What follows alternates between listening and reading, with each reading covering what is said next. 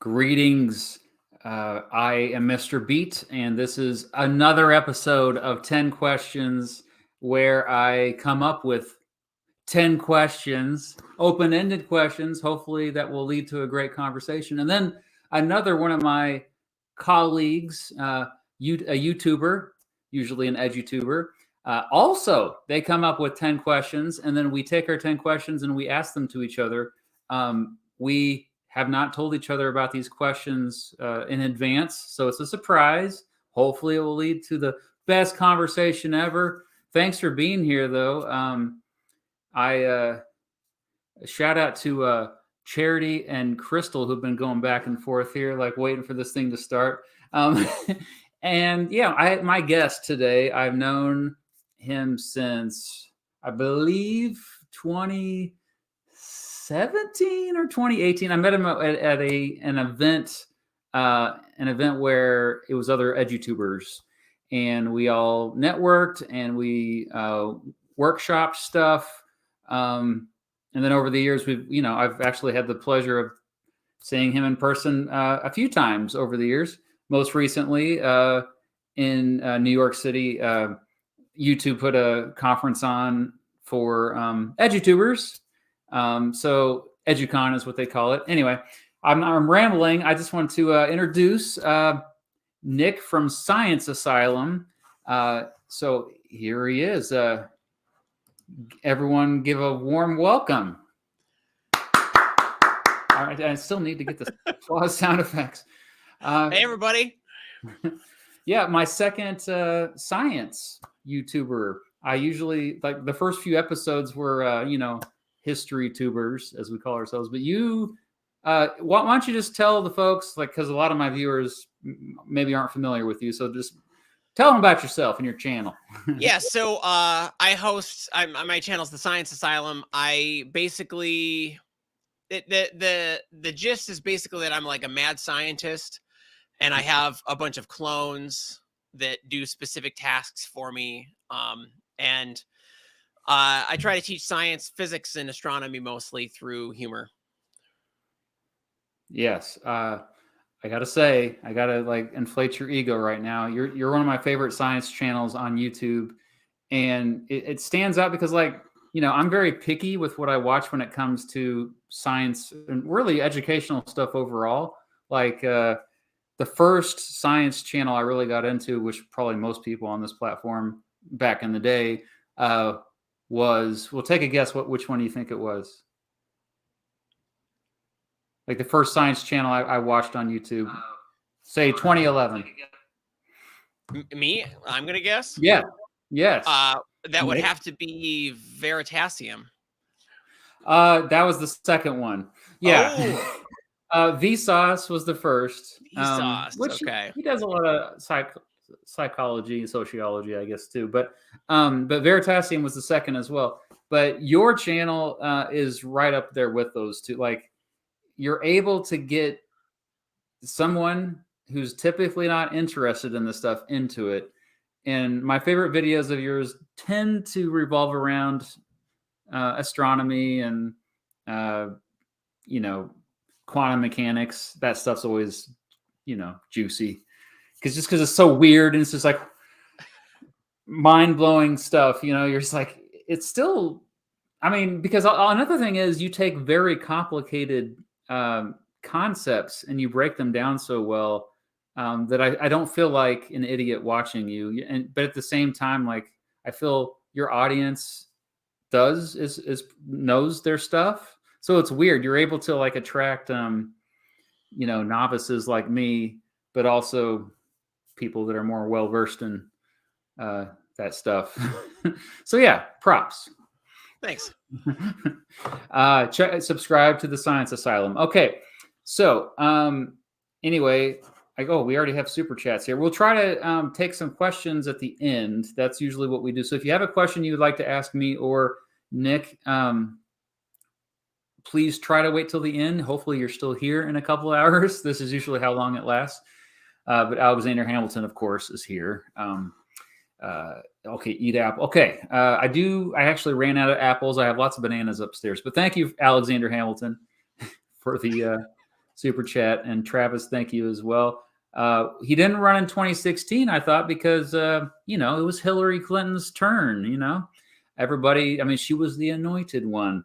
It's the same reason why the Democratic Party was generally upset that Bernie was running. It's like, who's this guy? Hillary, we had already planned on Hillary, and Joe had bowed out. So that was why, because he didn't run out of respect to Hillary Clinton. Anyway, okay, we got those out of the way. So get the ticker on the screen. I want to tell you, Nick, it doesn't matter what order you go if you want to jump around with your questions, so don't feel obligated. Yeah, it might be nice not to put all the heavy ones up front. Oh, yeah. I'll start us off. Okay. So my first question for you, I think I'll still stick with the first one I have here. When did you know you wanted to be a science communicator, and why did you start your channel? Well, I think I was never comfortable speaking in front of people. That was always, I was like, this isn't me. I hated speech class, but then I ended up having to teach some like physics labs while I was going through grad school.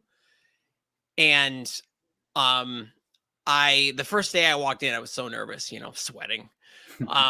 And I walked in and I got up in front of the class and I was like, I looked up and I looked at all their eyes and I was like, this is it. This is where I'm supposed to be teaching stuff. I want to talk about, I was just so excited to talk about what I knew and, help them and everything.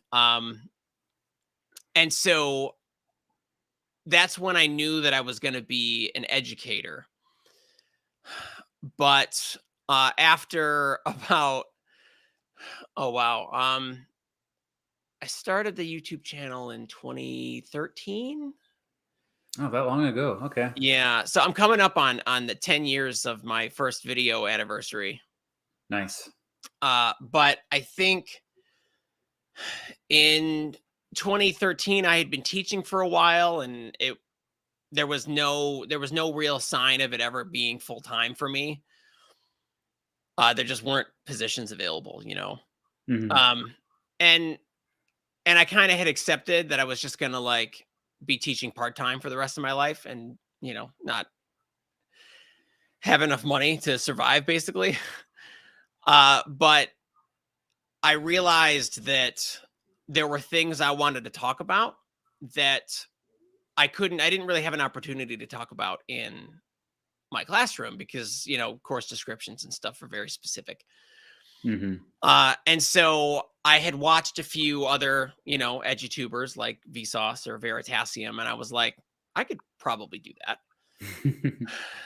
And of course I was terrible at it at first, but I think we all are. I started it and I really enjoyed having the outlet, and I didn't know if it was going to go anywhere or be a job or anything, but I liked having the outlet. And so I did it. I just kept doing it for a long time.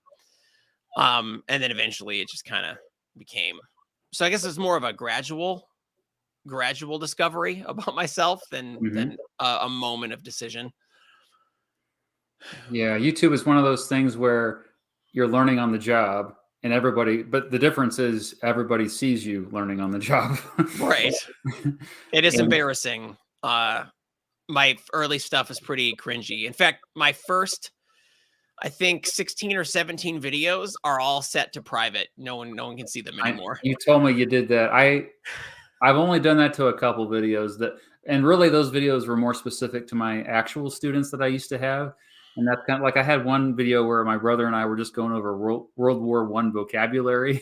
And I was like, I don't know why anyone would ever watch this other than my own students. And so, but otherwise, I still have my early stuff up there.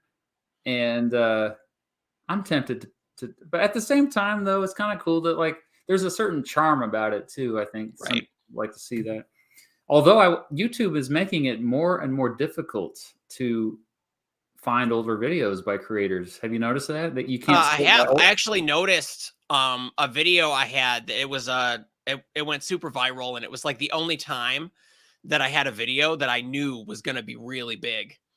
And it was I don't know if you said it was the how many Earths fit in the sun. Yeah, I remember that And video. it was doing really, really well. And then about like last July or August, all of a sudden the views just tanked. Like they decided that the algorithm decided it got old enough and it was just not going to serve it to anybody anymore or something. It had Yeah. decided it exhausted the Well, pool. at the same time, my assassination of Abraham Lincoln video, which I made in 2013, it's not very good. But randomly, about 6 months ago, this would have been about the time I saw you last, actually. Just the algorithms decided to promote the heck out of it. And for a while there, it was getting like 1,000 views an hour. I'm just like, this is a video I made 9 years ago. It's crazy. Yeah. So, And I mean, I when I watch stuff, there's channels I watch all the time, and I don't see anything, even with new stuff that it's suggesting, mhm. channels that I haven't watched before. I don't see anything older than 2 years. Weird. Yeah, you can't sort by oldest or by release date anymore on mobile. Like if you go to Weird. open up YouTube on mobile, you like I don't think you can do that anymore. Huh. Like if I go to your channel right now, I bet I can't. Let me try. People are probably doing that right now, by the way. Yeah, everyone's trying it out. Oh, by latest. Okay, yeah, Yeah, but you can't flip it in reverse order. can't do it in reverse anymore. And I was like, dang, because I love to go to see the first videos of Yeah. creators. So I mean, it's how I watched when I first found Vlogbrothers all those many years ago. I ended up when I got into it, I was like, I'm gonna go back and watch their entire back catalog, but I want to watch it in order, And yeah, so I just went in, I flipped it in reverse order, like let's go to town. that's something that you and I think have in common. We're basically like nerd fighters. Yep. Because I've been watching those guys since about 2010 or so, and we've both been lucky to meet them, and very nice fellows, very supportive of the Edutuber community. It's been anyway. What's your first question for me? Oh, let's start with a light one. How do you choose your topics? Like, what does your creative process look like? Yeah, I used to have way more content that was curriculum based, and so that's gone down significantly in recent years because a lot of that stuff doesn't necessarily do very well. But I still, like my Supreme Court briefs videos, I still am inclined to make those because I just know that AP Gov teachers play them and they need them. I even have AP Gov students that are like, "Hey, why haven't you made a video for this case that we need to know about?" So that's kind of motivating me to do some curriculum stuff that I know that they have to learn it in the classroom. But anymore, that's more like 15-20% of my content. The other 80% is I would say split between what the audience wants to see and what I just want to make, whether people want to see it or not. What's interesting is I think sometimes my audience doesn't know what they want to see. And I think that's why that might sound like a bold statement, but I think it was just proven correctly with what the video I just released on Friday. I released a video about every impeachment in American history. Literally no one requested that, but I just know my audience. Like, heck yeah, where you list it all out. No one had ever made that video before on the platform that I'm aware of. So I was really excited to see, that it's been doing well. Just fun to make too. So more and more, like, obviously we do this full time now. We have to pay the bills, so we have to be careful with like, do you find yourself there was a video you released what was it a few months back that you were all about it. You're just like super passionate about it, but then like the audience wasn't quite clicking on it, right? What was that video about again? I mean, there was one that tanked a couple of years ago that I did this. I learned I finally figured out how to do probabilities with dice. Yeah. And it just did so poorly. And I don't know why exactly. I have some guesses, but Maybe I'm thinking. Okay, let me. I'll look is more recent. Yes, it was. I think it was. Oh, it's the stress patterns one. Maybe with the protractor in the thumbnail. Yes, that's it. Yeah. That's the one. Because you were like, I remember just frustrated. You messaged me. And I'm still frustrated about it. I mean, it's doing fine in the long run. I gave it a a more searchable title, so Let's it say could it's doing like. better now. You must have. Yeah, I'm gonna show it. I Everyone gave it a more page. searchable title, so that it would at least it would at least come up in people's searches when they wanted to look for it. Mm-hmm. But it didn't really have that initial burst from. I just don't think my a lot of the times your subscribers see it early, especially the notification squad. Mm-hmm. And a lot of them just they weren't into it. Yeah. It just wasn't a topic that they were interested in, I guess. And like that happens sometimes. You kind of misjudge. Well, yeah, that's me in my organ control video. But I don't care. It was a lot of fun to make. I had Oop. fun with it. I got to break glass in my garage, Yeah, that's always fun breaking stuff. Yeah. All right. Let's go. My second question. We try to have segues, but sometimes it just doesn't happen. Yeah, some of these aren't related to science at all, by the way. That's okay. I'm here for whatever. Oh, shoot.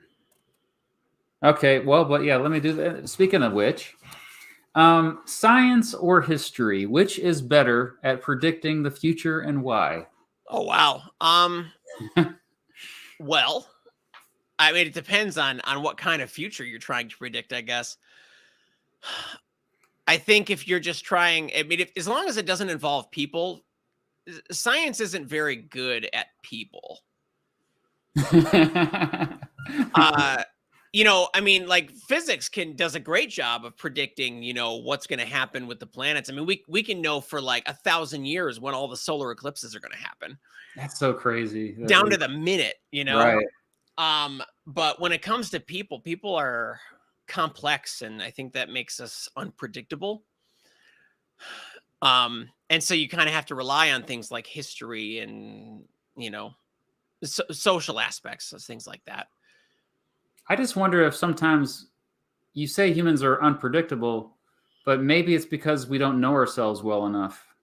And maybe we don't know ourselves well enough because maybe there's like this, we're guarding ourselves from knowing too much because maybe that might be uncomfortable to like truly know ourselves. You know what I mean? Maybe we don't want to know ourselves. Exactly. Like I notice about like, psychology especially, but sociology as well. Like they're just so fascinating, but at the same time, if you really go down those rabbit holes, it starts to be uncomfortable because you're just like, all your insecurities bubble up, and like you just think about like, oh, so that's this whole time, that's the reason why I was acting like that. It wasn't anything like greater than, like because sometimes also like we put ourselves on a pedestal as human beings, and so if we find out too much, also like, oh, we're as boring as every other creature, or we don't like to look at our own faults.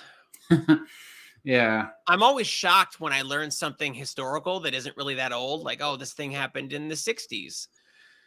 And it's like, that wasn't that long ago. You know what?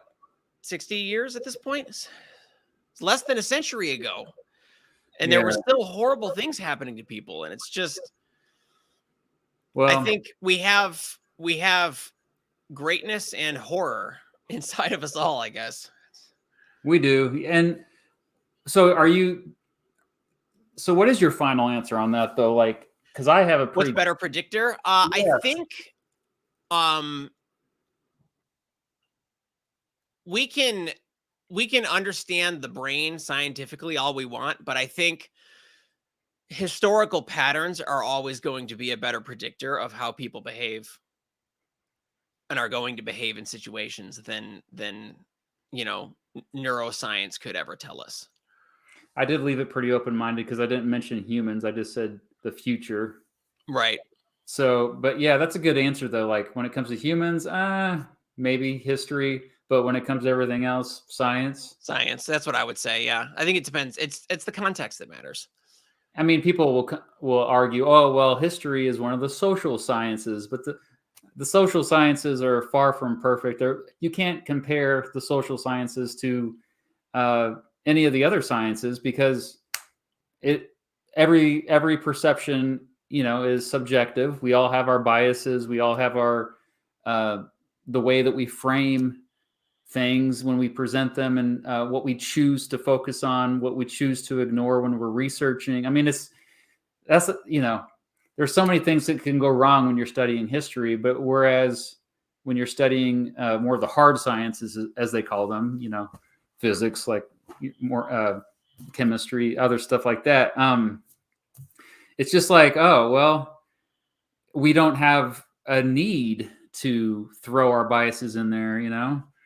I don't know. I think I think our biases still play a role in science too, here and Well, there. they And I think do. I mean, if you're talking about like individual researchers, there are things that get ignored. Not necessarily maliciously, but like there are things when I'm researching a video that I'll put out a video and then someone will mention something and I'm like, whoa, I didn't even think to look that up. Right. That's why it's good to have fact checkers and other Yeah. people helping you. But yeah, we were kind of one person shows here a lot of times. Mhm. Well, my answer to that question is actually more like science is better at predicting the future. And that, I mean, they say that history repeats. It's cliche, and I don't think it's true. I actually made a whole video about this. I think it rhymes. I think Mark Twain was more correct. It rhymes. It doesn't repeat.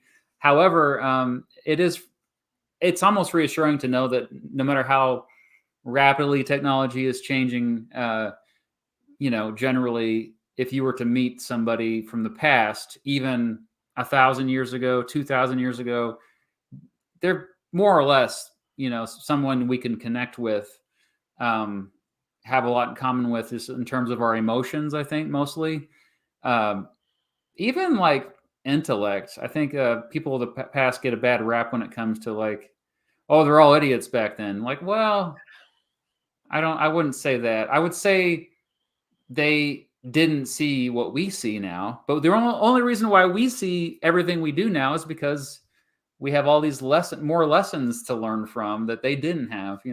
Yeah, and I think things progress, like our knowledge of the world progresses a lot faster now because we have more people looking at it.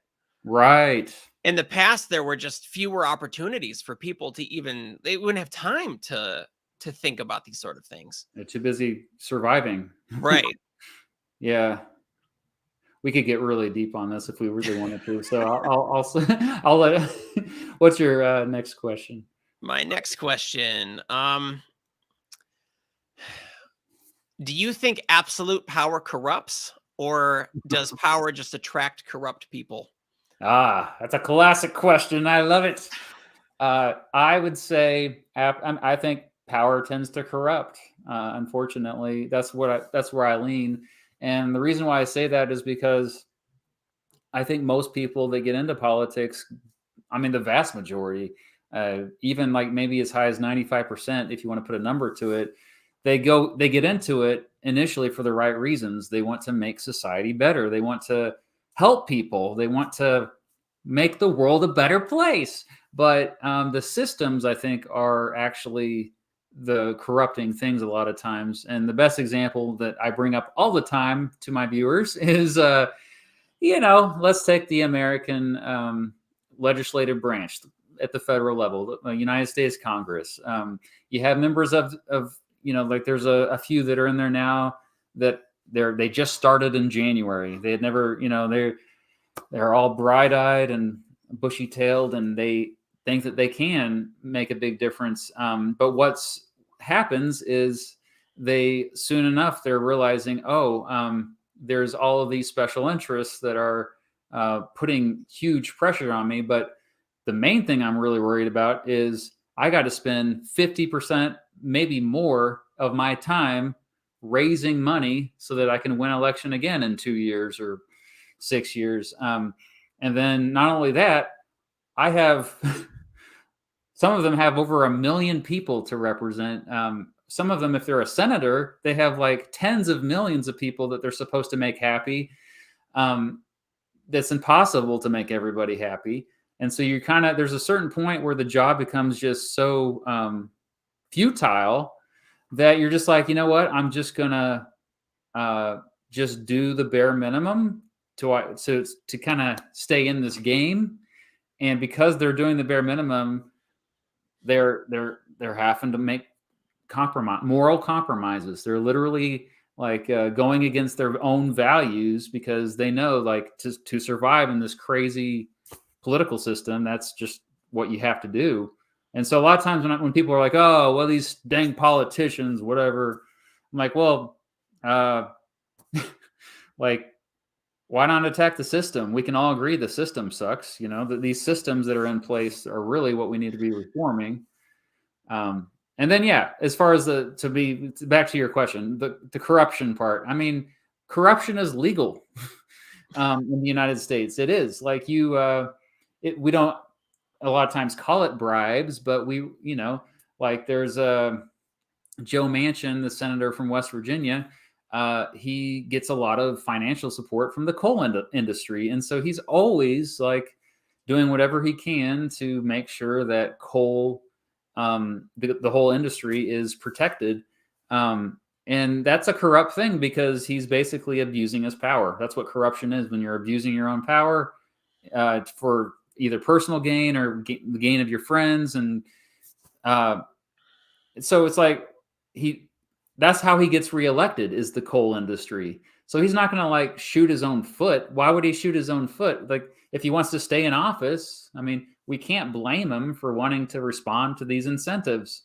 We just have to change the incentives. That means changing the entire system. Sorry, I could go on for a while. Sure. Did it answer your question? It did. I usually go the opposite direction. Oh, yeah, please. Why do you go the opposite direction?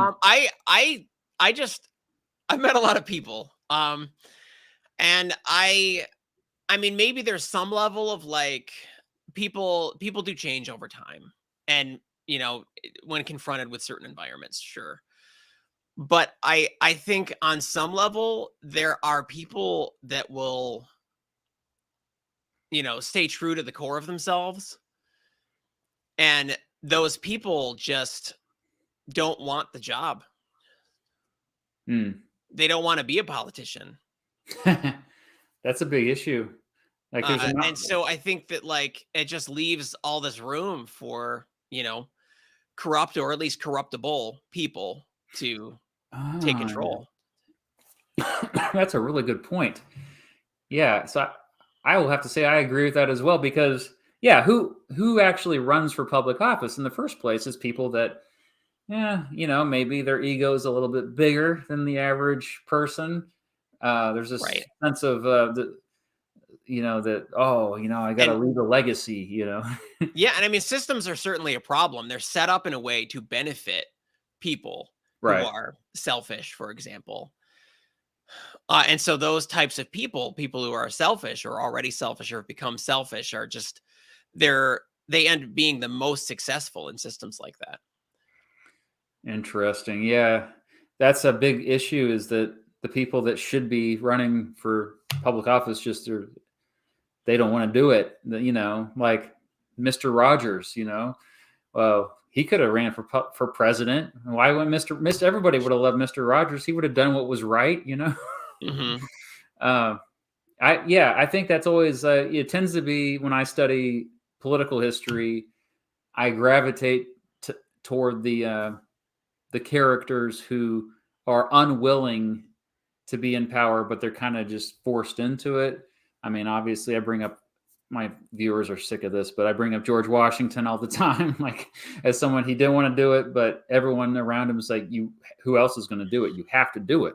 If you don't do it, our country is screwed. No pressure.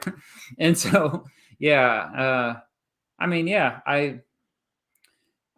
hopefully it's been a while since it seems like it's been a while since we've had a president specifically who's like somebody who wasn't ambitious and had that, those selfish tendencies, like, yeah, interesting. All right. Well, I don't want it to get too cynical here.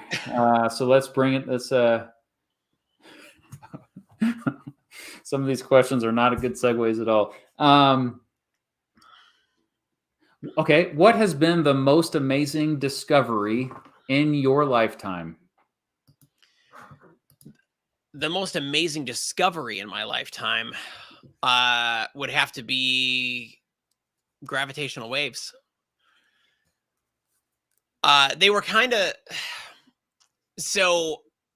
For those who don't know, and people are familiar with waves on like water or waves on a string or something, but like lots of things can wave. And in this case, like this is kind of weird, but like space and time itself can actually wave. Right. And it was something that we had suspected for a while, like since, Einstein's days back in the 20s, the teens, the 19 teens. It was one of the predictions of what we now call general relativity. And it was the one thing we hadn't like found yet. It was the one last prediction from that model that we hadn't found yet. And then back in, what was it, 2015, I think, we had the first discovery of a gravitational wave. We had spent, a decade or two building a gravitational wave observatory. I don't even know how much it cost, and off the top of my head. And we built it, and it started detecting them.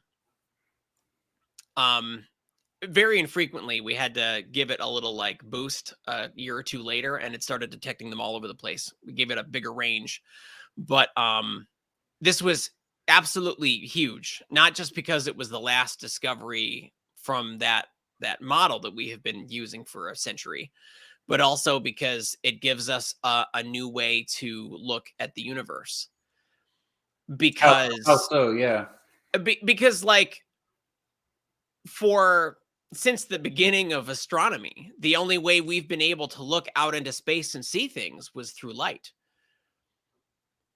And so that light is a type of wave, and it arrives here from these distant places, these distant stars, and it was the only way we could get information about these places. And it takes But a while. now we have a second type of wave that we can use to examine the universe, and that's a really big deal. Yeah. The discoveries have it's exponential, it seems like, in terms of space and I mean, how many planets are discovered in a given week? It's a lot now. Yeah, I mean, I remember thousands. Yeah, it's in the 1990s. I remember like, oh, they found a planet.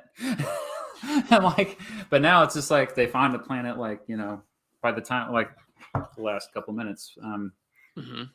Yeah, it's somebody actually said, oh, Harrison, Pluto not being a planet, is that a normie answer? It is a normie answer. I was thinking about that question the other day, and I didn't know how to, like, I don't know. Like, I judge when I think of progress, a lot of times, it's technology. You don't think about discoveries as something. I think are there any honorable mentions? Anything else that you should give off the top of my head, I can't think of anything that big or even remotely that big. Yeah. And I think it's something that's underappreciated too, gravitational waves. Like, because it's not all that exciting. Like, you say, oh, the space and time can wave, and then you show some cool little graphics, and everyone's like, oh, okay. And you don't really you don't feel the gravitas of like how big of a deal this is for astronomy. Pun intended. Yeah. Yeah. You're not getting the gravity of gravitational waves. Come on. Well, that's another reason. Like, I think I probably first learned about that. I mean, this is embarrassing to say, in one of your videos. But I mean, 2015, not that long ago. I was well out of school by that point. That's cool stuff. I'm gonna have to learn more. All right, your turn. All right. Question Yeah. number 3. Let's see here. That's a good one. What video are you most proud of? Yeah, I think it's still the Oregon Trail video. I think like I was the last stream I did like this was with Professor Dave, and he asked me a similar question, but it was also like, it was a very disappointing video because it didn't perform very well. But I think that it's probably the at this point it's the best video I've ever made because it's very cinematic. It's we've got drone footage, we've got my whole family helped out. It was like a lot of fun to make with my family, even though I probably drove them nuts. My daughters helped film it. My my wife, Mrs. Beat, she did the drone. She's a licensed drone operator now. She's a pilot. my wife's a pilot. Yeah, and just it was an adventure. I mean, driving a Tesla for the first time in my life, and the whole gimmick was, that it was an adventure to find charging stations along the way. That's the closest we're going to make it as to connect it to the 1840s when it was an adventure because, well, no one was around for stretches, and if you got injured, you might die, or if you got sick, you're probably going to die. But yeah, it's also beautiful seeing the country that way. If you ever get a chance to do it, like the auto tour, the Oregon Trail auto tour, starts near where I live here, Independence, Missouri, and it ends in Oregon City, Oregon, and the whole thing, I think it's a couple thousand miles, but we did it in 8 days, so rushed it a little bit. I would recommend doing it a little bit slower than that, so you can. But you can see the. Did you perchance watch that video at all, or any? I watched the whole thing in one sitting. It was very inspiring. Wow, you're one of the few people that watched it. That means a lot. Thank you. It was fantastic. Oh, thank you.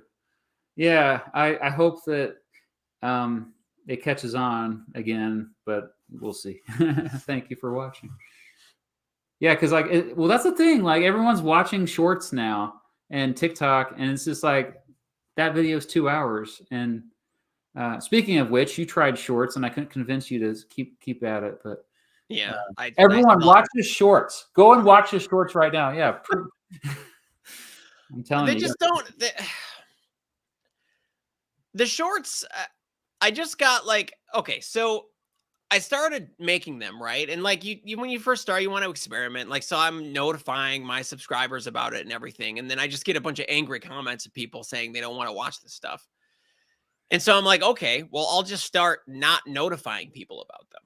There's a little checkbox when you upload a video. I don't know if anybody knows this, but there's a little checkbox that says you can not publish it to sub feeds and notification bells and stuff.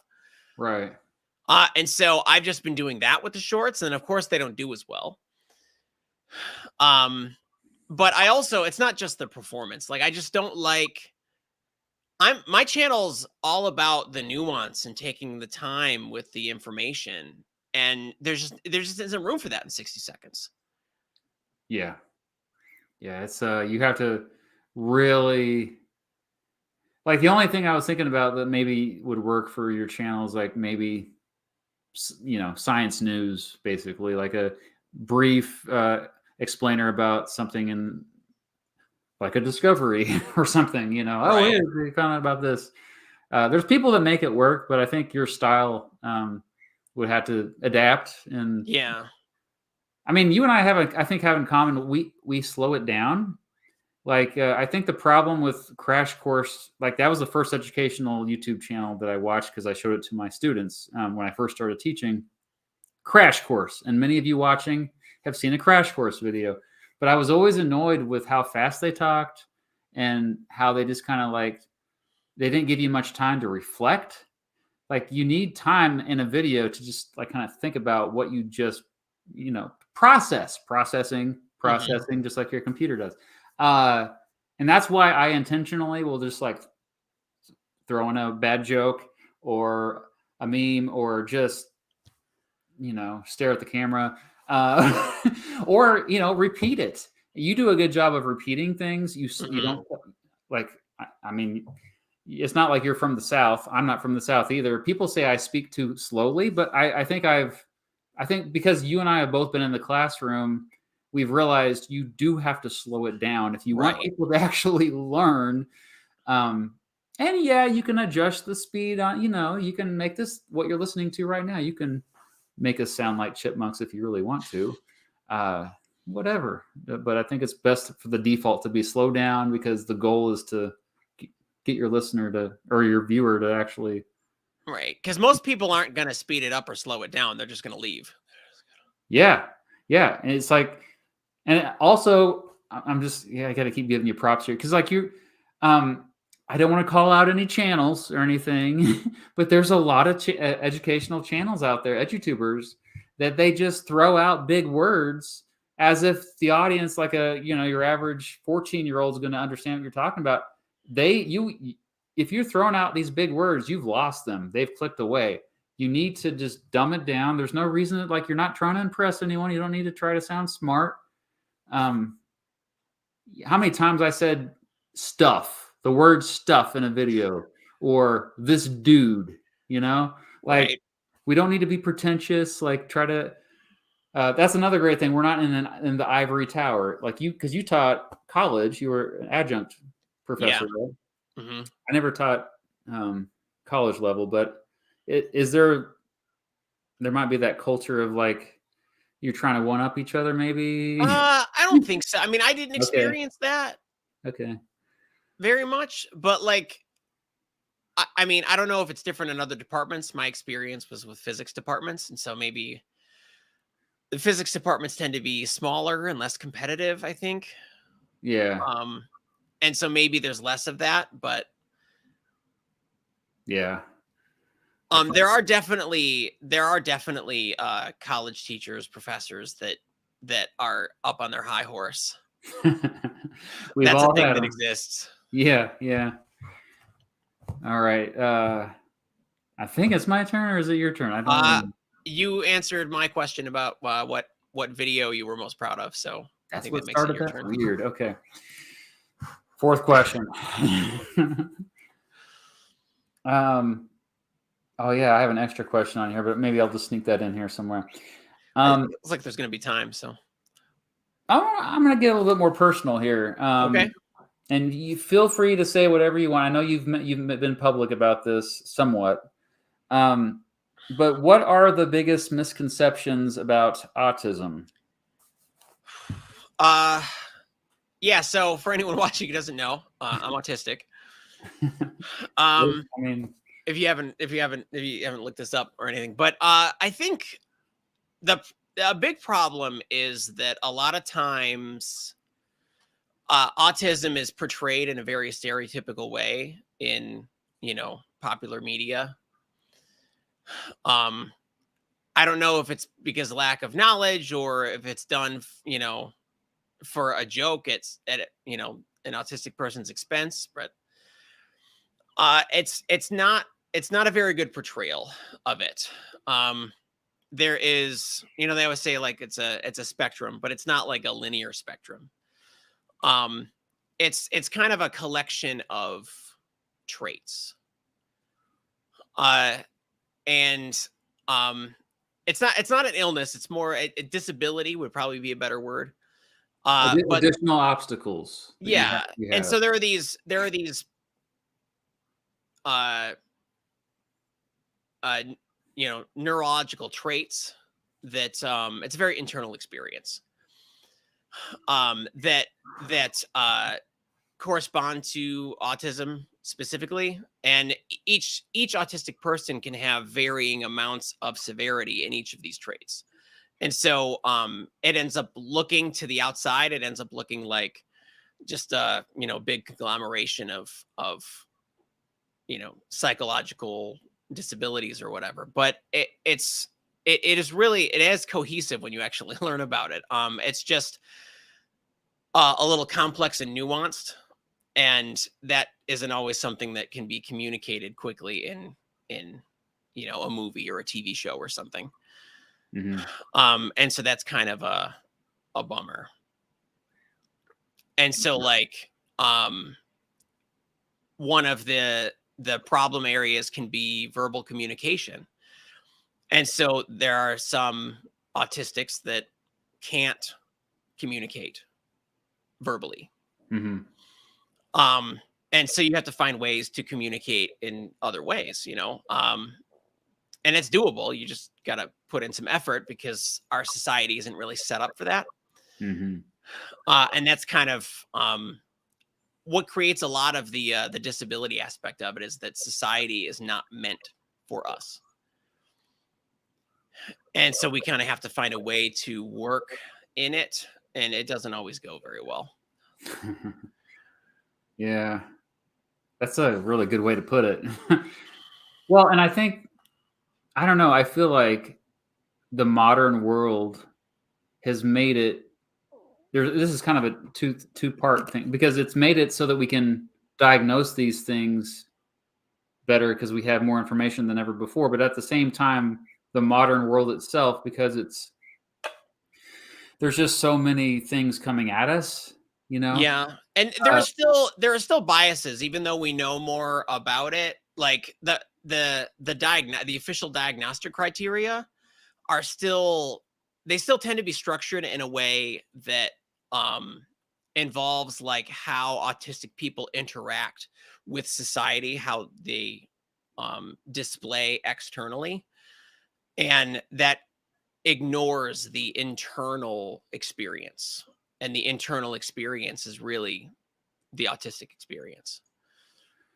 I just hate how we just don't know what each other's really going through. You know, everyone like, uh, it would be cool if we could just kind of visit someone's brain and feel what they're feeling. And I know maybe that sounds really cheesy, but like, like, because I feel like that it would make relationships so much better. It's hard for us to have empathy because we don't know. Hmm.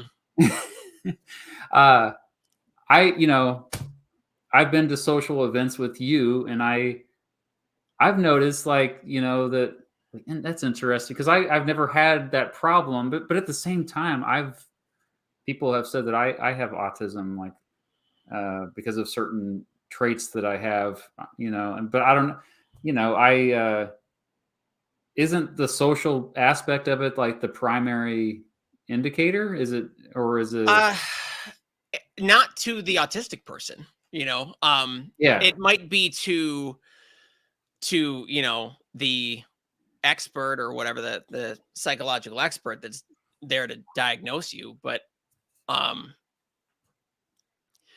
and it's hard for someone who is diagnosing you to see your internal experience. Like, I'm not saying that they should just be able to read my mind or anyone else's mind. hmm, And so that's hard. It makes it difficult. yeah. And so You weren't diagnosed until you were an adult. yeah. Or um and that's because your own discovery, right? Your own, right, well, because I think when I was a kid, this wasn't it wasn't very well understood. right. And so if you didn't fit the like stereotypical, outwardly presenting image that everyone had of it, then you weren't necessarily going to be diagnosed. And so it was just one of those things that, like, I just kind of lived with my own internal experience. And it was a huge relief to find out um later on. But yeah, so and you don't always need like an official documented diagnosis either, because this is such an internal experience. If you're not looking for assistance in any way, medical or governmental or whatever, like, you don't actually need to pursue it, of course, unless you want to. But it's not necessary. You have this thing called self-diagnosis is valid. Is a thing that we say. Hmm. And so if you don't feel the need to have that, like, and you've gone through the research, um, and talk to people, and people who know about this stuff, you can identify as autistic. without having a medical professional say that you are. Yeah. It's a very welcoming community. I don't think that's something that most people know. Yeah. Well, thanks for sharing that. Yeah. I don't know. I was like kind of a gamble to ask you about that because I was like, oh, will he be comfortable? I don't have anything to hide. Nice. And I mean, as a speaking autistic, I feel like it's on some level, it's at least in part, it's my duty to try and communicate some of these nuances to people and, you know, educate them about it. Of course. Yeah, it's a community, man. Community. Yeah. And obviously I don't necessarily speak for everybody, but I at least try to communicate some of the obstacles and stuff that we tend to run into. Well, who knows who's listening right now or watching right now who maybe has been on the fence about this stuff, who's like maybe now going to explore it more because of what you just said. Right. Definitely. If you know, you feel like, you know, you look into it and you feel like it, definitely pursue, you know, research. And if you end up spending like 6 months or a year researching into this, it might be a sign. Yeah. Because people who aren't autistic generally don't do that. Yeah. Well, just being honest with yourself, and because that's, you know, I feel like that's one of the best ways to become truly happy. You know, you're just not pushing it off to the side, discounting it. You're just bringing it all to the table. Yeah. And it's okay. It's okay to identify with a particular trait or, you know, experience of an autistic person and not be autistic. Like that's right. That's might be where I am on certain things. But yeah, I won't get into that. All right. Well, I think it's your turn. okay. Yeah. Let's see here. Is the US too big? Like, is it too diverse to be one thing? And I don't mean like the red blue split, like the national divorce or anything. I just mean like regionally. Oh wow, that's a bravo on that question. That's such a maybe the best question I've gotten yet from in this series. I would say no, because I think I made a video recently about the you know, the whole national divorce concept, blue states and red states and all that. But it kind of got me thinking about, and I didn't get into this that much in the video. I should have, but you know, what do we have in common? Blue states and red states. First of all, blue states and red states, it's whack to even describe them like that, because within each state, everybody has differences, and you know, obviously. Just my own neighborhood is a great example of folks that have wildly different political views, but we live literally next to each other. But I think the things we have in common, I mean, freedom is the one unifying thing, I think, above all. Like we Americans have different, you know, perspectives as far as what freedom means, which is why when JJ McCullough and I did a live stream just on that concept, what does freedom mean? Because we broke it down basically to either it's, you know, freedom from or freedom to. And if you really think about, if the goal is always freedom, then we generally, I think, will eventually work together, because we all kind of uniformly in the United States realize that the authoritarianism in China or in Russia is not something we want here. We don't want a government that has too much power. Uniformly in the United States, people, you know, we look at North Korea and we're just like, this is the opposite of what we want. You know, nobody wants totalitarianism. And so there is not one part of this country that, you know, where you're going to find people that are like, yeah, let's come on, let's try to get a dictator. And like there might be like self-described fascists, but even then, they exist. There are American fascists that they proudly say they're fascist, but even then, like it's not what you would think in terms of like, they don't want China's version of fascism or Russia's version of it. I just don't think our country is going to divide anytime soon. I think the more like last year, I did a live stream on Discord, and I told someone was like, "Do you think we'll ever have a civil war again? If we have a civil war, what would it look like?" I think the closest thing we would have would be like you'd have a few pockets in rural areas where they would try to like it would be like a Waco situation. Do you remember what happened with Waco, Texas in 1993, I think it was? I don't think I need to make a video about this. The Waco siege, does that ring a bell? I only remember the Waco, there was like a cult or something, but I think that's unrelated. Yeah. No, that is related. It is related. Yeah. The branch Davidians were the cults. They were a religious cult. They kind of did their own thing. You could argue that the federal government, ATF, FBI, did too much. They went way too far, and I understand people being against that. It's actually one of the inspirations for why Timothy McVeigh ended up conducting the Oklahoma City bombing. But that type of scenario is what I would imagine what we would see, and we probably will see some more of that. We'll see like, kind of extremist groups that they don't want to live by the rules anymore of the country, and they're going to try to do their own thing.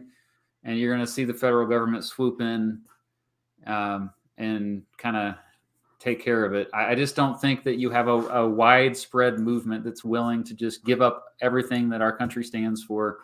As much as like Russia and China would like to see that, it's just not going to happen. I think most Americans value freedom.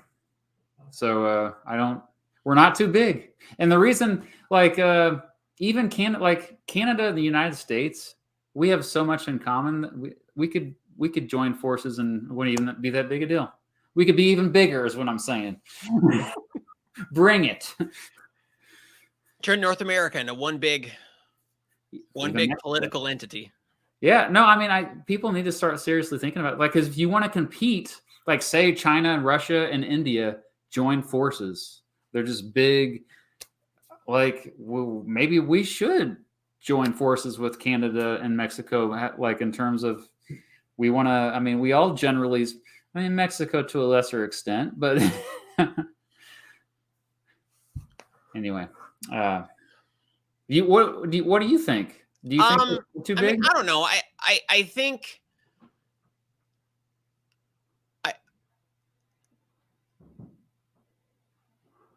that we have a problem with like national and like political identities, and obviously we're all mixed together, conservatives, liberals, whatever, and I think that's great. We should all continue to be exposed to each other as neighbors, because if we're not, it's going to be really easy to, turn someone else into a one-dimensional person. But and that's bad. No one's a one-dimensional person. But I don't know if like we could use a restructuring, because like there are certain things that certain laws that get put into place, say on a national level, that wouldn't necessarily apply very well to a local, government, a local community. And so like maybe like the national government could be, things that should definitely apply to all human beings, or all human beings that live in the country at least. And then maybe we kind of like add a regional government in between the national and the states, but I don't think we should split necessarily into separate countries. That is interesting. So, but I think it might serve us better if we had another layer in between. That's fascinating. Yeah, I mean, what you're describing is federalism, but just a different version of federalism. We do already have federalism. We already have actually you go from one state to another. You'd be surprised, like, actually how different the laws are. I live 30 miles from Missouri, and it's, Missouri now has legal legal marijuana, for example. Kansas does not. Even like, what's taught in schools is dramatically different from state to state. So stuff like that. But yeah, like say you had a region like a southern region, say Tennessee, Alabama, Mississippi, maybe not Georgia, Louisiana, Arkansas, they all united as a region above state. And then like they all said, hey, we're going to ban abortion or something, which it's a bit extreme, but maybe the majority of people in those 6 states are fine with that. But then, at the national level, it's still like, it's not as extreme. Yeah, no, that's intriguing. Yeah. Maybe that's a future video idea. Yeah. Dang. All right. How can human beings, you mentioned human beings earlier, and you're a human being, I'm a human being. The people watching, I think, are. I hope so. We've been around for approximately 250,000, maybe 300,000 years. How can we make it another 300,000 years? Because it's not a given. No, it's not. I think that we have to. Something that we have trouble with, humans in general have trouble with, is long-term sight, long-term foresight. And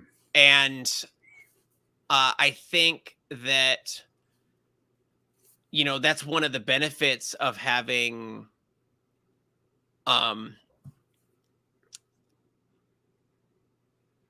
intellectuals like ourselves that sort of like have a way of documenting these sorts of things, and maybe being able, this goes back to your earlier question about predicting the future, but I think that, like, since we have history, we have sociology, and we have science, we can do better forecasting than our limited human brains can do on their own.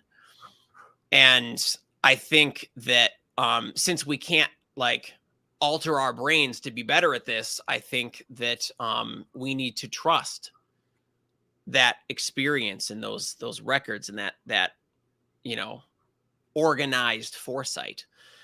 Otherwise, we're not going to make it. Yeah. I mean, you could call that wisdom, right? Collective wisdom. Yeah. Like there's just certain things that have ideas, especially, that just will not go away. And there's a reason why they won't go away. Actually, I'm planning on an upcoming series where it's just because I realized, like, okay, I've been making videos about specific events in history, usually American history, but I'm like, well, maybe it's more worthwhile to just do big ideas, like, and I know some channels have attempted to do this, but you can still bring up events that reflect those big ideas, like xenophobia. That's always like trade. They can be like certain ideas that we know you can predict them. Back to an earlier thing, like it's a science. You see it time and time again repeat, and it's something that we still haven't learned from. I'm making a video about tribalism. That's going to be one of this. The series is going to be called "What's the Big Idea?" Sorry, I just like saying it like that because that's a reference to an old Ernest movie. So the first episode of What's the Big Idea will be about tribalism. And if you think about it, tribalism, it's going to be hard to get rid of that because, today we're divided on, there's some people that are, unfortunately, too many people that are still racist. They judge others on the color of their skin. But there's also, like this new phenomenon of like people hate transgender people. That's like a big issue now in the United States. But, someday that's not going to be a thing. Like the younger people will replace the older people. Someday, like transgender people, I'm hoping anyway, that, it won't be a big deal anymore. Kind of like, like when I was a kid, it was a bigger deal to be gay. Whereas now it's like, I just saw a Gallup poll, 72% of Americans are cool with gay marriage. That's mind blowing. It was like 27% in 1996. So over time, people progress. We're more accepting of different groups, but there's always going to be another characteristic that's different. Like I always bring up the example of, what if we do colonize Mars someday? What's going to happen is you're going to have human beings on Mars who are they're not going to be able to be physically the same as Earthlings because of the gravity differences, right? And so you're going to have these Martians will be essentially different creatures than Earthlings.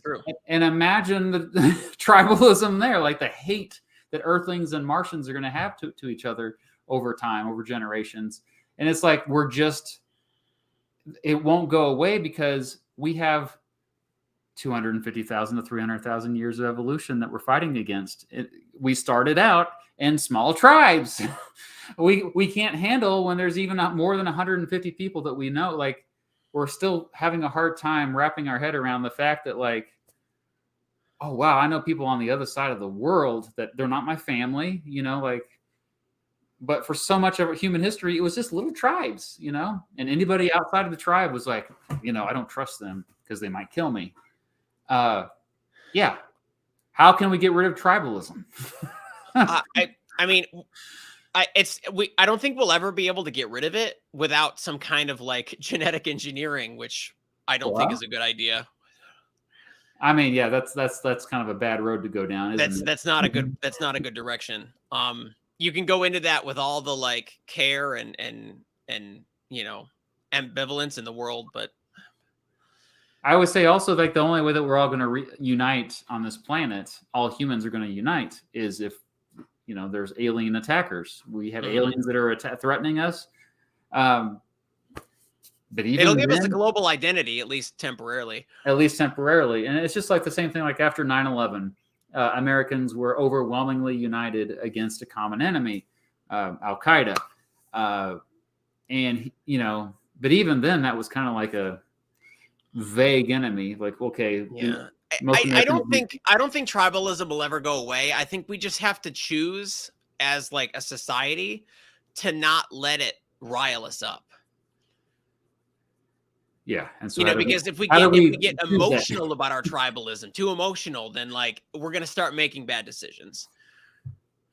Emotions are good and bad, though, aren't they? Yes, and so I think it's okay to, it's okay to want to help your local community first. Like I don't think that's a bad thing, and that's also a kind of an aspect of this tribalism thing that's not bad, right?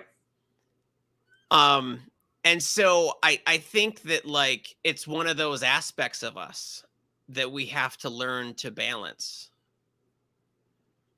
Yeah.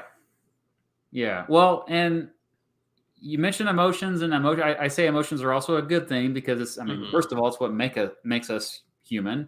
I mean, it's a very unique thing compared to a lot of other species. But also, like, a lot of progress has been made because emotions have kind of like fueled our ambitions. Yeah, I'll admit, saying emotional was a bit generic. I generally I know, but there. I mean, you're onto something though there. I do think a lot of us, even think about why people watch our videos.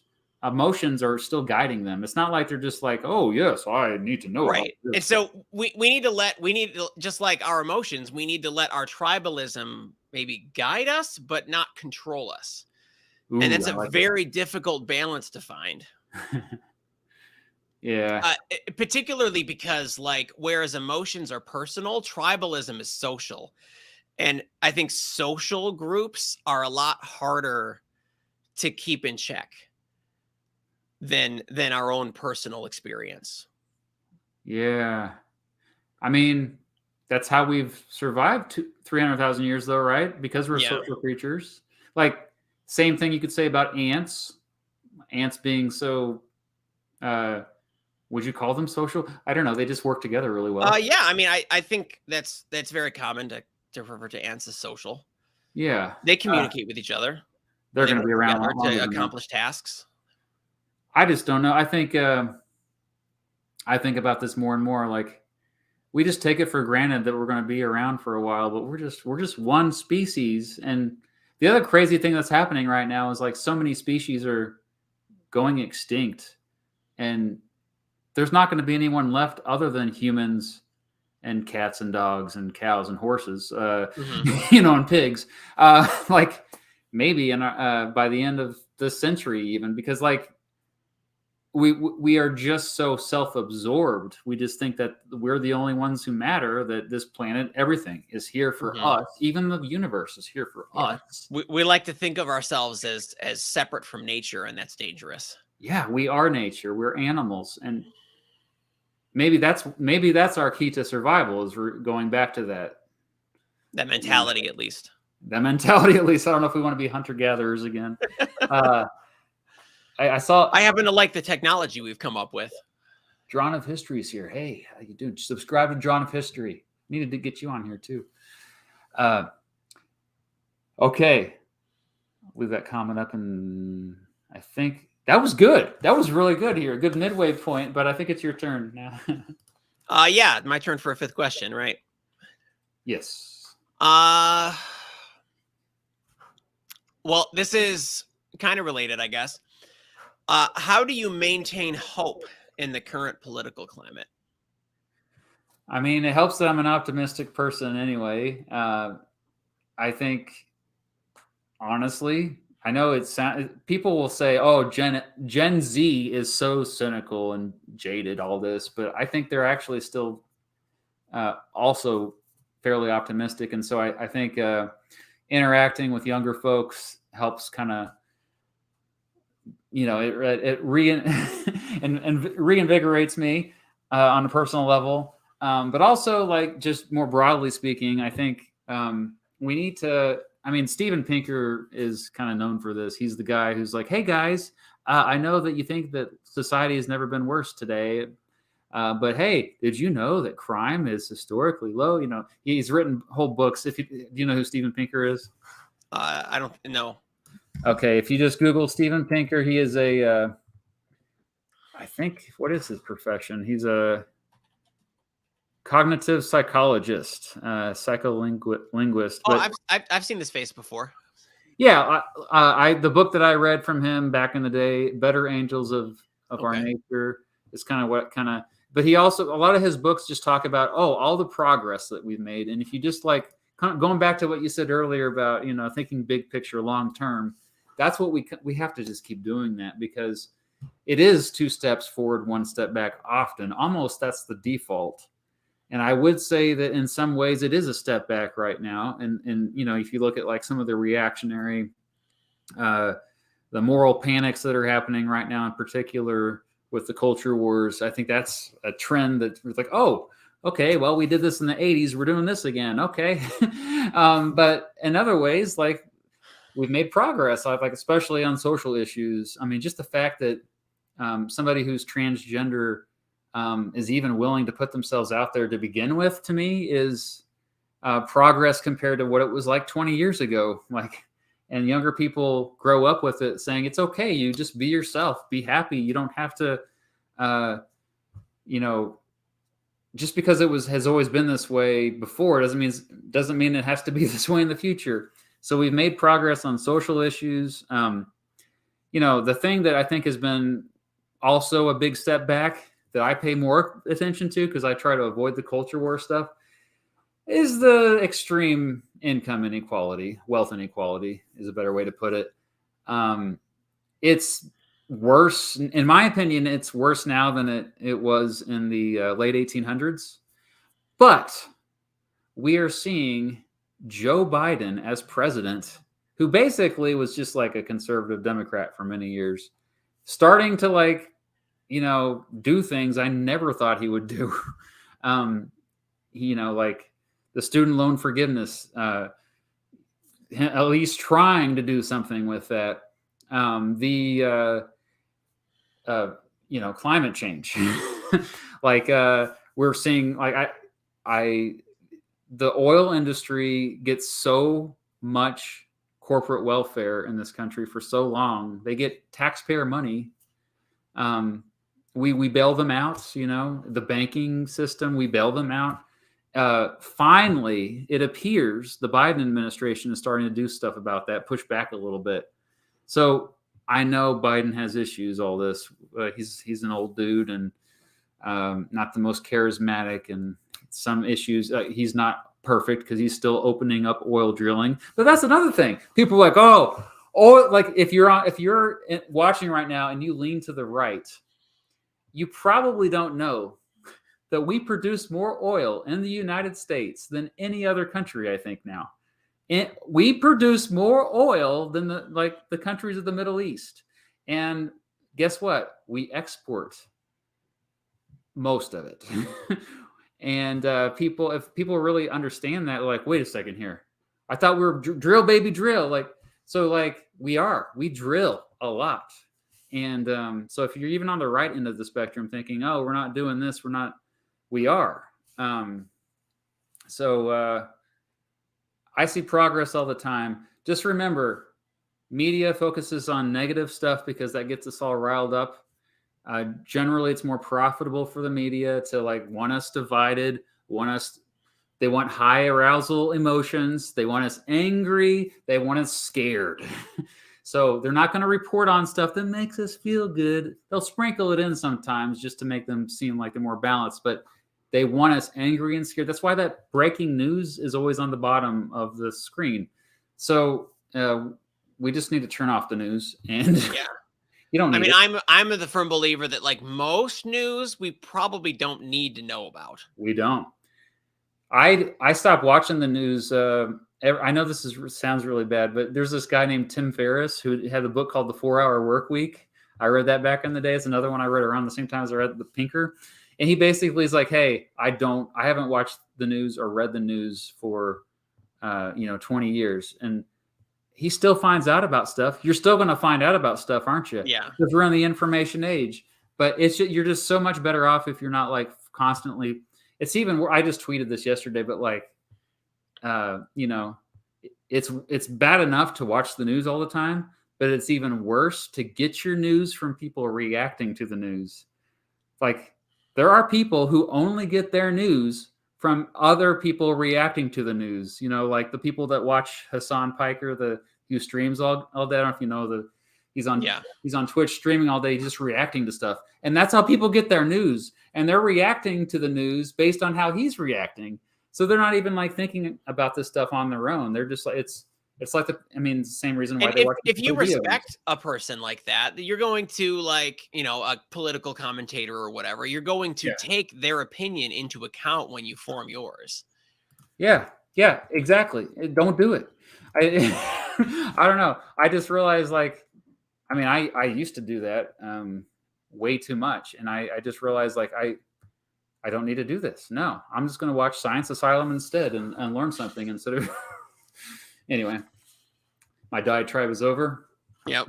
Anything else to say on the subject, sir? No, I don't have any good answers to the question either. Are you more optimistic or I try to be. The more time goes on, the less and less optimistic I can be. I think that's very natural, I guess. Yeah. But again, I try to avoid the news when I can. Just get the important bits. So that I not only that I don't hear something that I don't necessarily need to hear, but also that I don't get desensitized to stuff that's happening all the time. Yeah. But and I try, you gotta actively in the information age, you're exposed to these things all the time. And so you've got to actively try and remember that, your family, your friends, your neighbors, you know them, that they're not one-dimensional monsters like sometimes the news would have you believe. Right. And you got to try and remember that everybody's like that. Everybody has depth. And maybe if enough of us do that, we'll be okay. But it's difficult because I think we're in the middle of a backstep. Yeah. And that can be hard on people. Cause like I'm like I was saying earlier, I think, having a diverse group of people together, working together for a goal is great. It's a good idea. We can see each other's perspectives. And I think that, like, speaking generically here a little bit, I think that, we have sort of this concept of liberalism that moves us forward, and then we have conservatism that keeps us from moving forward too fast. Which isn't a bad thing. Yeah. You need to have both, I always We say. need to have time to adapt to changes. Yeah. But when things actually turn around and go backwards, it's difficult to maintain, hope that we will move forward again eventually. Well, and And, sometimes going backwards is progress, because I would argue that if we got rid of the war on drugs, for example, if we repealed the Controlled Substances Act of 1971, that would be progress. So, like, sometimes laws that are on the books, need to be removed, and I don't know. Yeah. Well, it's funny too. I was just thinking when you were talking, I found out about the Trump indictment at the gym. Like, I wouldn't even. Well, and Mrs. Beat kind of keeps me up to speed too. But no, I actively avoid the news. I literally do. I don't like to. It stresses me out. yeah. All right. So this will be related. Okay. So are you more optimistic or more terrified of AI's rapid development in recent months? Oh, I actually have a related question to this. I'll ask it next. Nice.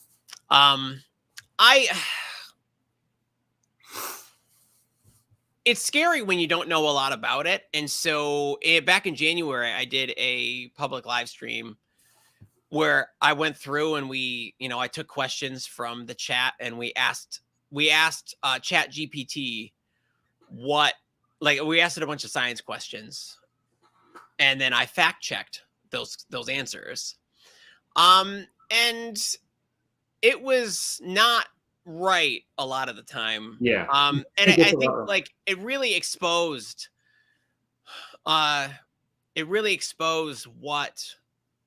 the thing works. It doesn't have access to knowledge.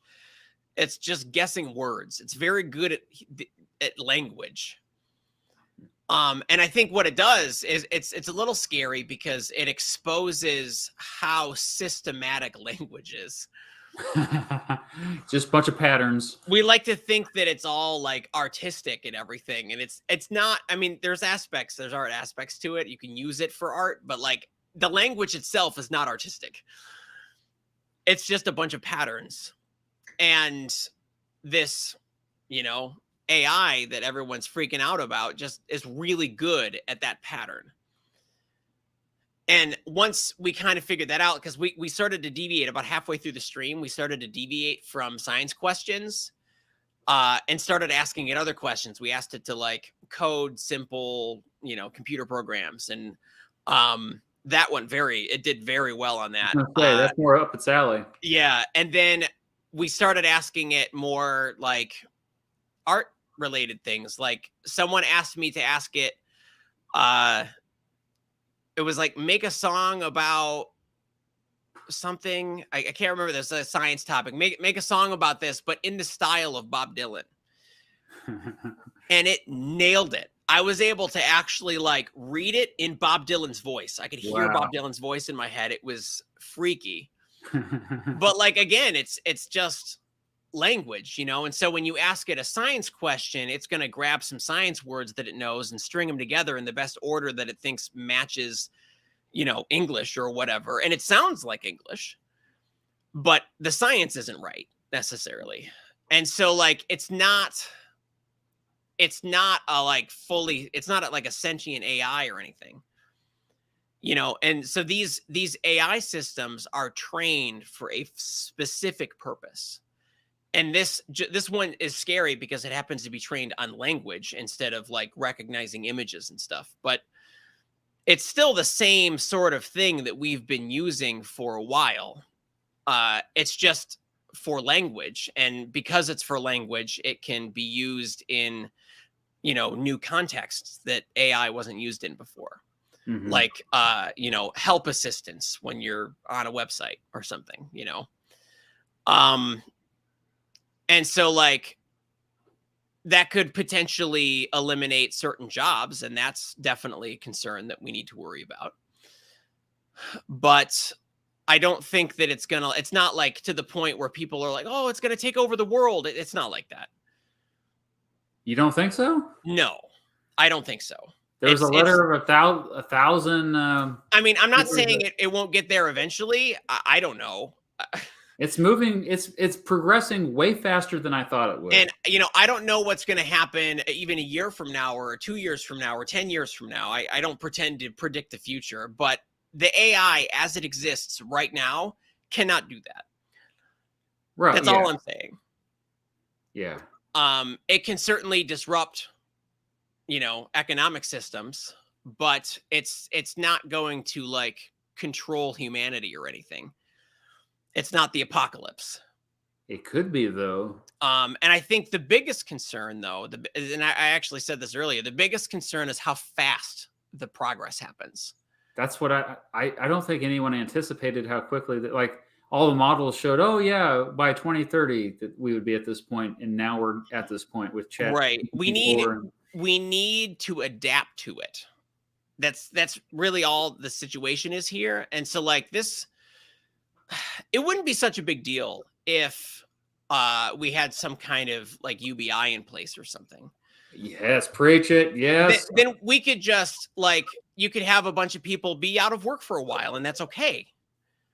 Yeah, we shouldn't our survival shouldn't be dependent on whether or not we have a job, Right. because jobs are just made up. I mean, a third of jobs out there are BS jobs anyway. There's another book, by the way. Check it out, BS Jobs. It's good. But there are lots of people that help society and contribute without having to have a traditional job. And so Yep. I just think that like we either need to slow it down so we have time to adapt to it, Yes. or we need to institute a UBI so that people who are affected by it are not as affected by it. Otherwise, you know, we could have some serious problems there. Yeah. But I think like an AI takeover is an exaggeration. Yeah, I mean, what you said, slowing down. There's actually an article. I'm just posting it or showing it right now. It's there was a letter sent by. This article says it was let's see, 1,000 technology leaders and researchers, including Elon Musk, have urged artificial intelligence labs to pause development of the most advanced systems, warning in an open letter that AI tools present, quote, profound risks to society and humanity. If you read the whole thing, it basically is, they're saying what you just said. We need to slow it down and maybe like realize the implications of what we're doing before we move. Because I mean, there's a point where you do lose control, is there not? Where it's like you don't know, where they can't predict actually what's going to happen next. Well, I mean, we know, the thing is, we always know what the limitations are of these tools. What we don't know are the limitations of people's imaginations. Right? How they're going to use these tools is what we can't predict. It's like we know what, GPT-4 here, we know what that can do and what it can't do. We know what its limitations are, and we know what we could use it for, but we don't know what people, what other places people will think to use it. Well, And so the concern here is not the tool, it's the people. I mean, generally, people are, all about self-interest, and Right. Greed kind of drives a lot of everything. And we definitely, like we were saying earlier, we definitely live in a system that benefits selfish people. Yeah. And so that is the real concern here. But the people who actually could, institute something to slow this down or institute a UBI or whatever, they're the ones that got there because, I mean, not all of them, obviously, but a lot of them got there because they were at least ambitious. And Go ahead. They're gonna let the AI do whatever they think is gonna benefit them. And so it gets tricky because we live in a system that is gonna benefit people in power and benefit wealthy people. And this is something else that caught my attention was there's a producer. He's produced Kendrick Lamar before, whom I'm a big fan of, but there's this clip going around. It's made by, deep fake AI technology used to replicate voices of rappers. And he heard it by, it was Kendrick Lamar. It sounded just like him. It was completely AI generated. Just like some of the top videos right now on YouTube, by the way, that keep getting recommended to me are presidential deepfakes. Usually it's Trump, Obama, and Biden all like playing Minecraft and talking about like, but these voices are really easy, and they have hundreds of thousands of views, and people just throw them together. But it's just AI that's creating this stuff. They type in, some scripts and stuff, and they do have to put some effort into throwing it together. But the concern here is that there's going to be this technology is so good that the original artists they're not going to be able to profit anymore from their work because there's so many deep fakes out there. Like even like our videos, like, what if somebody let's go ahead 5 years into the future. The year is 2028, and there are more deep fake videos of us, Science Asylum and Mr. Beat, than there are real videos. Not only that, the deep fake videos get way more views and generate way more revenue. It's kind of like that. It's like an episode of Black Mirror is what I'm saying. It's very disturbing for me to think about. It's been keeping me up at night, actually. Yeah. And so I think we'd have to make sure that like, laws. Artists would have access to the revenue generated by their likeness. Yeah. And like, so new systems, new tools require new laws and new perspectives. And so we definitely need to do something. Yeah. But we're not going to have like, the future of Terminator. This isn't going to be, Well, we could if it goes on down the wrong path. I think it's like you said, it's like we don't know how humans are going to use this stuff, and they could use it nefariously. Right. Yeah. You could get someone who doesn't necessarily have, a moral center or whatever to get one of these things to code a computer virus. Yeah. But like, and so as a tool, it is scary, in the same way that something like a gun is scary. Yeah. Might want to do something about that guns too. Right. And so like, I'm not saying that we should ignore it, obviously. Well, the other concern is look who's in power. The average age of a member of Congress is like 57, I think. And they are so out of touch with this technology, as we saw with the hearings for TikTok. It's like the people in charge of making the laws don't even understand the technology because they're not even paying attention to it. Absolutely. I think there should be an upper age limit on political offices. 50.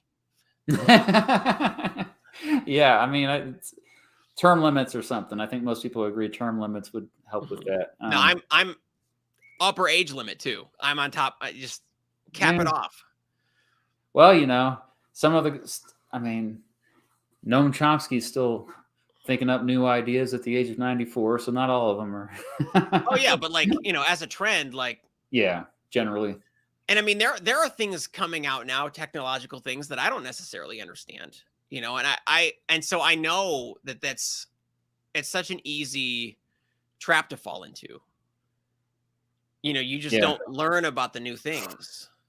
And I'm in the space, I'm in the digital space, and so I make an effort, you know, but a lot of these politicians aren't. And Yeah. so why would they bother learning about Chat GPT or any Yeah. other AI system?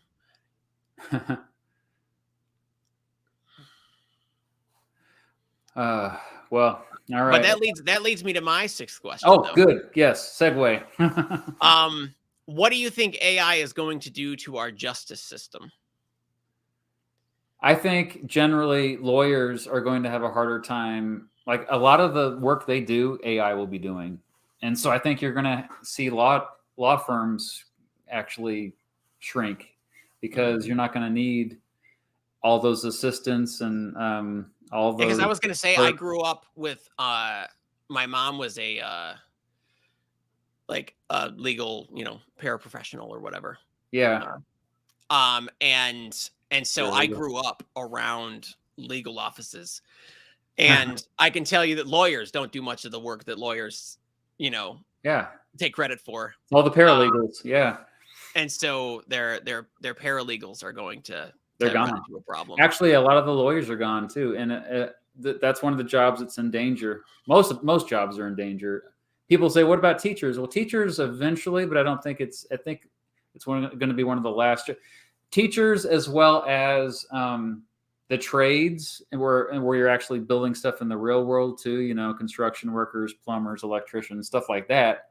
They'll be around, but I think a lot of the office and service jobs, AI is going to take those jobs, and I think it's going to happen quicker than. I mean, that's why Andrew Yang was ringing the alarm bells back when he ran for president in 2020, which for some reason he stopped talking about recently. But yeah, back to UBI, we're going to have to do something. I know unemployment's really low right now in the United States, at least, but it's not going to be this way forever. Yeah. But again, being proactive is not something human beings are good at. Yeah, not thinking long term. Yeah. Mm-hmm. Did I answer your question? Kind of. What about because my main concern is evidence in a courtroom. Yeah. You know, if someone has a video of you doing something, how can you trust it anymore? Oh, that angle. Of course. That's a huge concern. Now, I think what's actually going to happen is I think most people are just not going to trust anything.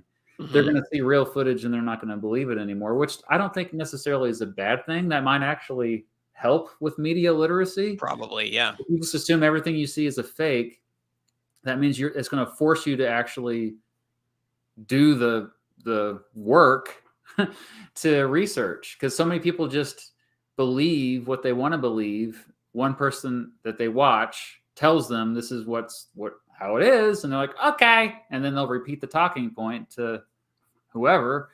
Now they're like, I'm going to suspend judgment, because we don't do that very much. We don't suspend judgment very much. We just thought we want shortcuts. And so it's going to be painful, but I think it might actually end up being a good thing, because it's going to be. Now, there's also software that's been developed already to try to fight back against deep fakes, to make it easier to I don't know how it works. I don't know anything about it, but it can at least detect it. At least detect it, yeah. Like 70% of the time or something. I'm hoping that tools on that end will get better as well. It's a little bit scary. I mean, I saw those pictures of the AI generated stuff, like Trump running away from the cops. That was AI generated with Midjourney. There's also the Pope wearing the big poofy jacket. Yeah, I'm actually making a video up here in a couple of months. I've been planning it already. It's like, how do you know something is true? And I think it's good that I've waited to make this, because I wanted to make it years ago, back when I was still in the classroom. Because now that we have so many deep fakes out there and AI, I think I will adjust, because it's not just about whether or not something is a deep fake. I mean, you could say that about even stuff that's supposedly real. Like when someone tells you something how do you know it's true? Like, you tell me right now, how do you know what I'm telling you right now is true? How do you know to trust me? Yeah. I mean, I trust you because I know you, but Yeah, you know me, but that shouldn't be enough, right? Like, if I tell you right now that let's see, there's a mythical bird on my wall that I'm looking at right now, would you believe me? I mean, I'd probably be a little skeptical, but Yeah, I think what you would do is like, okay, mythical bird. You might go to Google and you might search, okay, mythical bird. Why? You know that I'm from Kansas. right. Is You there a know, bird in Kansas just called the mythical bird? well, but what would probably pop up is the Jayhawk, and that's the mascot of the University of Kansas where I went, and that's what is on Gotcha. my. I mean, like, like, I just think that a lot You of gotta research people it. they're gonna have to research. There's no way around it. They can't. There's no more of this just passive like, oh, that's what they said. So I don't know. I'm again back to my optimism. I think it's not going to be as big a deal as people are making it out to be with deep fakes Okay. anyway. I think I think I would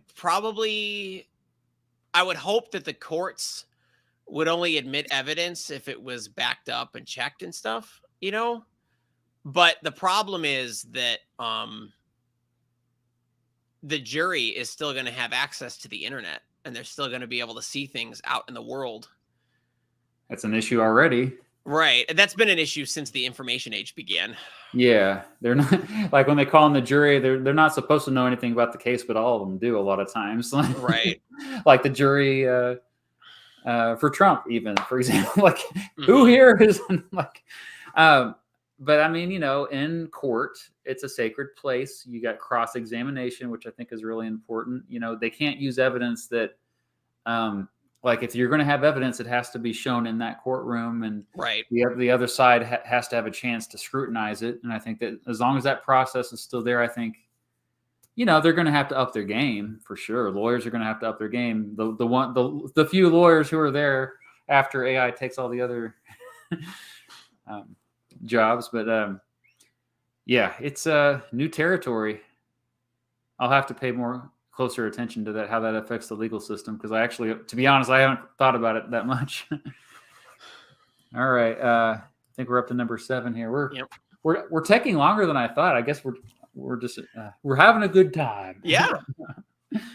I mean, I've known you for a while. We're comfortable. Oh my gosh, that was one of my questions anyway. I had a deep fake question. Mm. So you know what? I want to leave that off then, and I'll ask my bonus question. Oh boy. Yeah, so I'll save that for later. All right. So what are some Edutuber trends you noticed over the past couple of years? So in terms specifically of educational YouTubers, what have you noticed that we've all done over the past 2 years? I think there are there are always trends in how thumbnails and titles look.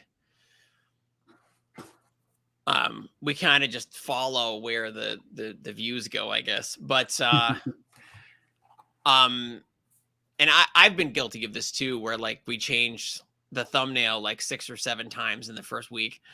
Oh yeah. Trying to find the one that's gonna like click with people. Yeah, you've helped me. You're like, hey, you might do this differently with your thumbnail. I think it's just it's gotten more competitive. We're competing for finite attention. Oh, especially with TikTok. Yeah. And so I think there's that trend the last couple of years with thumbnails and stuff. We've had to up our game a little bit. Yeah.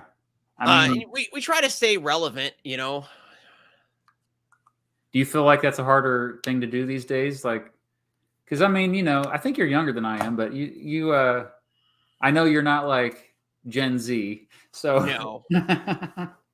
I am 41.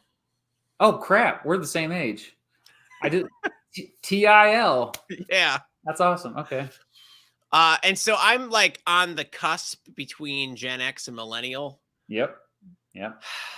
And so obviously if you're the same age, you are too. And so like, I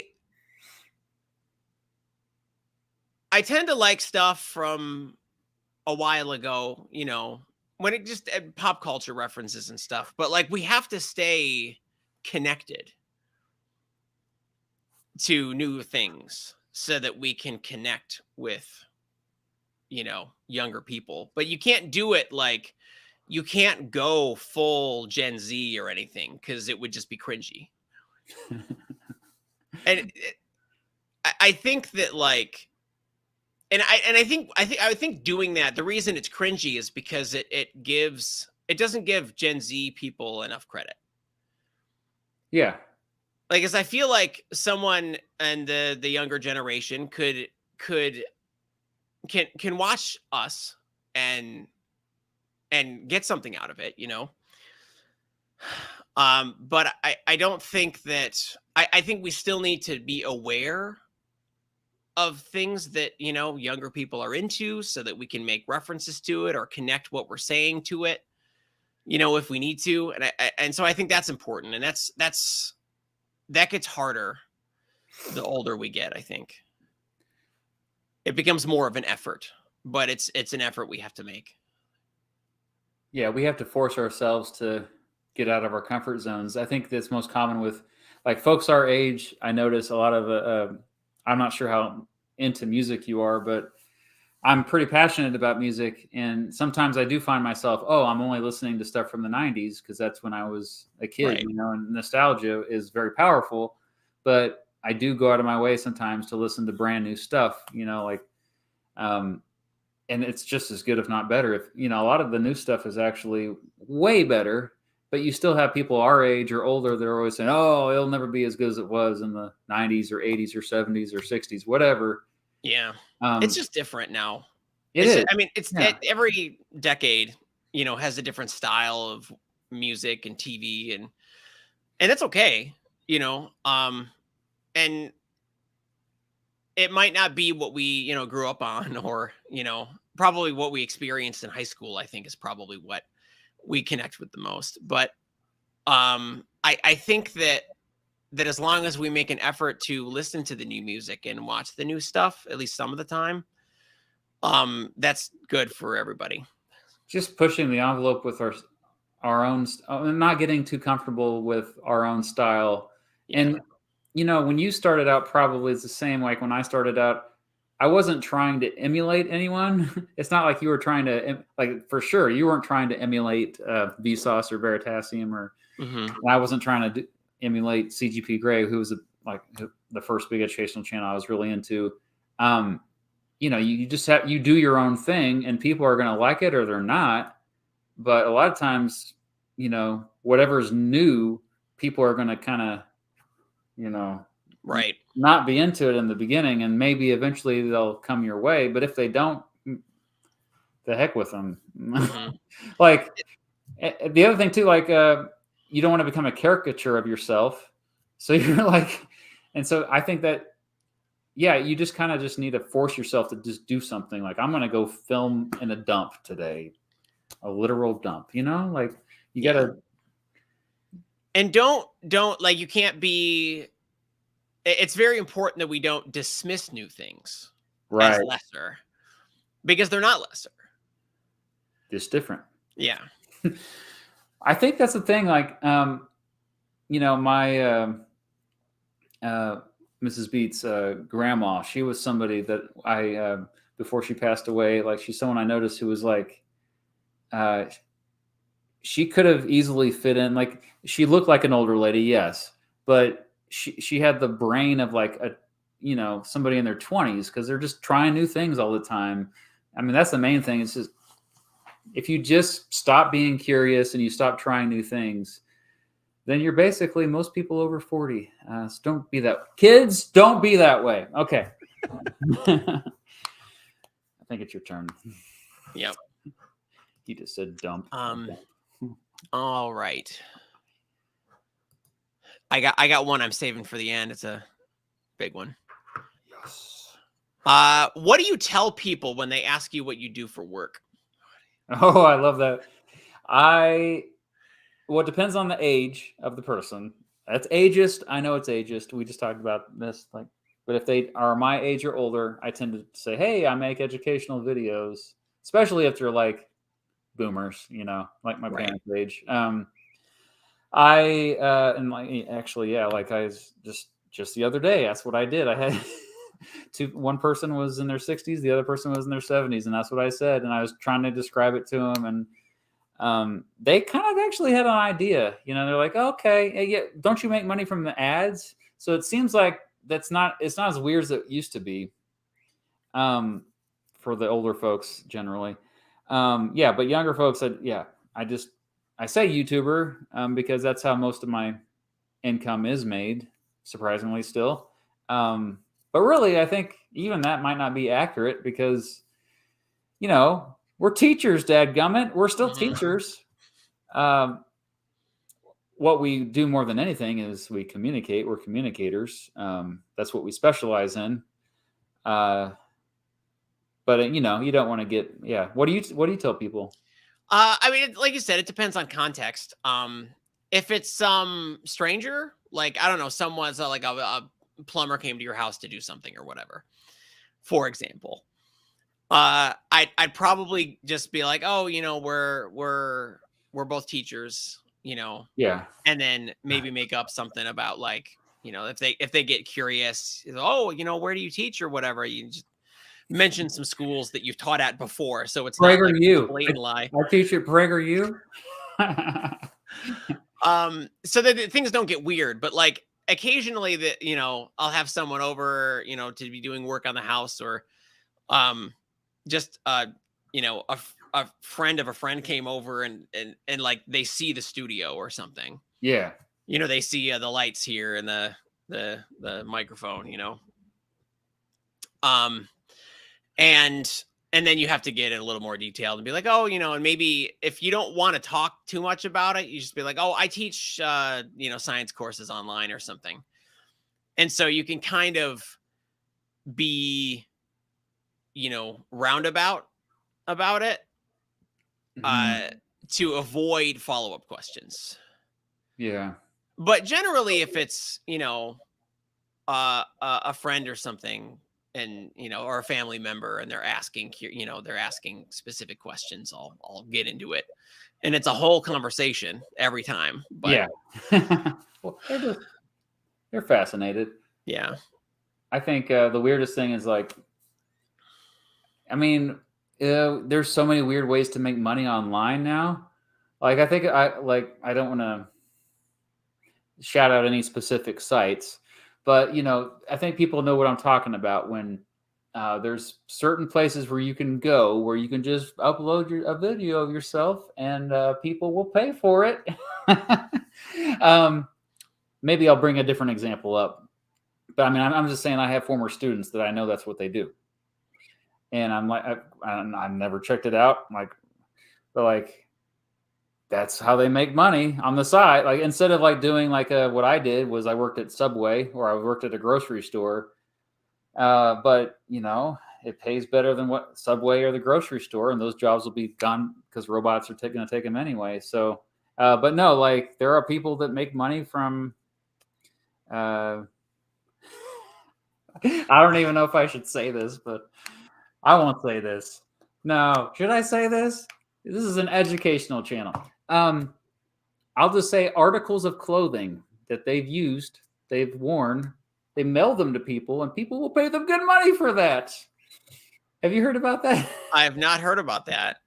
Yeah, it's so I guess you call that late stage capitalism. Some people call that. I mean, but just there's so many weird jobs out there that I think maybe it's not so weird what we do. There's actually millions of people that do what we do now, millions of YouTubers that Yeah. full-time income. So anyway, we're not the freaks is what I'm saying. And we're kind of freaks. But. Yeah, and I mean, we as education channels, we're kind of sheltered from the like having to be relevant too much. Yeah. We can get older and people will still watch us. Right. which is not necessarily true of a pop culture channel or something. Yeah, and the other thing, yeah, so many of those channels where it's just pure personality. That's all it is. They get nothing out of like a lot of those channels don't last very long. Right. You know, like they have a 5-year lifespan, and then I don't know. I guess they moved on to. Yeah, that's good. I'm sorry I brought all that stuff up. I'm sure Mrs. B in the comments, she's like, "Why did you say that? Here's $2. Give me your T-shirt." there she is. Yes, I'm sorry. Yes. I'm sorry. Okay, moving on. Speaking of taboo, what is something you wish wasn't taboo in our society?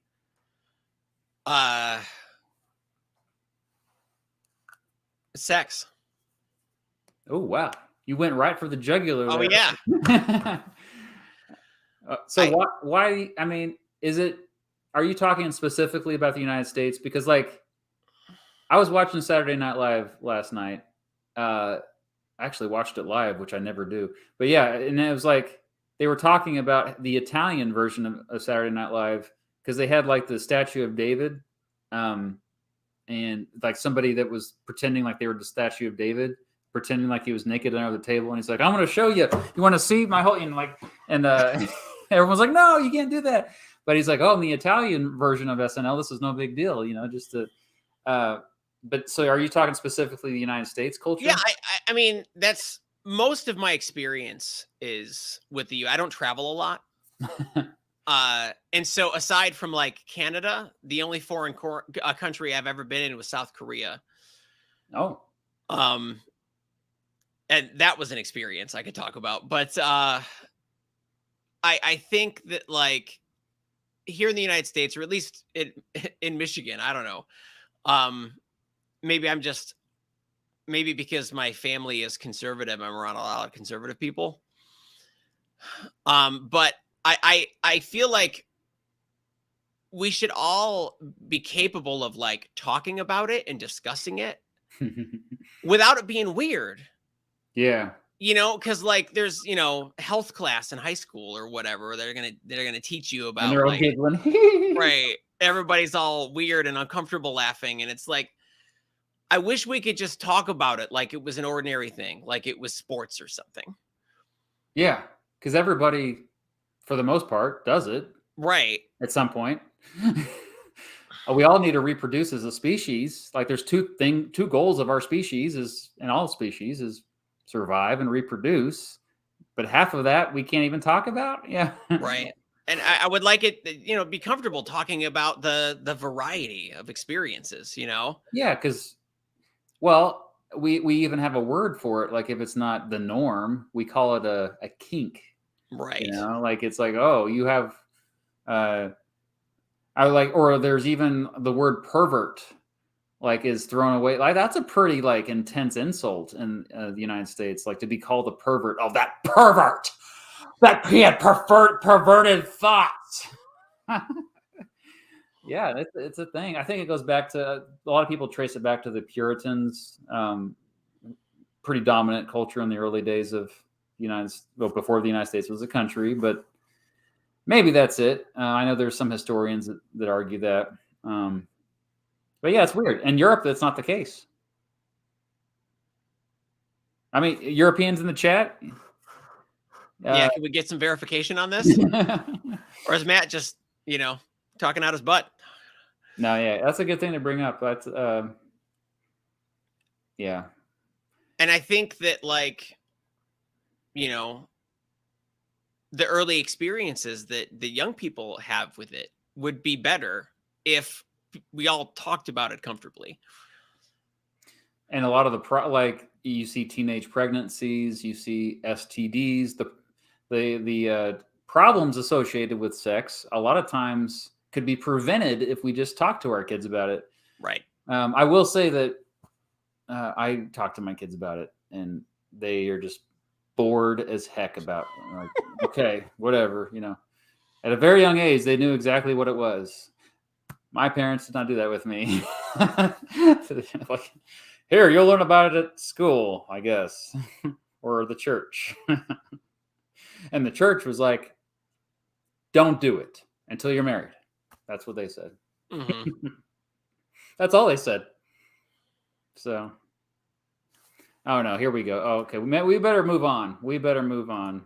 Yes, I have kids. Goodness. Okay. People are still shocked that you have children. It's Somebody would want to have kids with Mr. Beat. what were they thinking?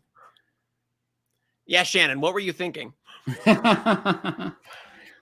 Yeah.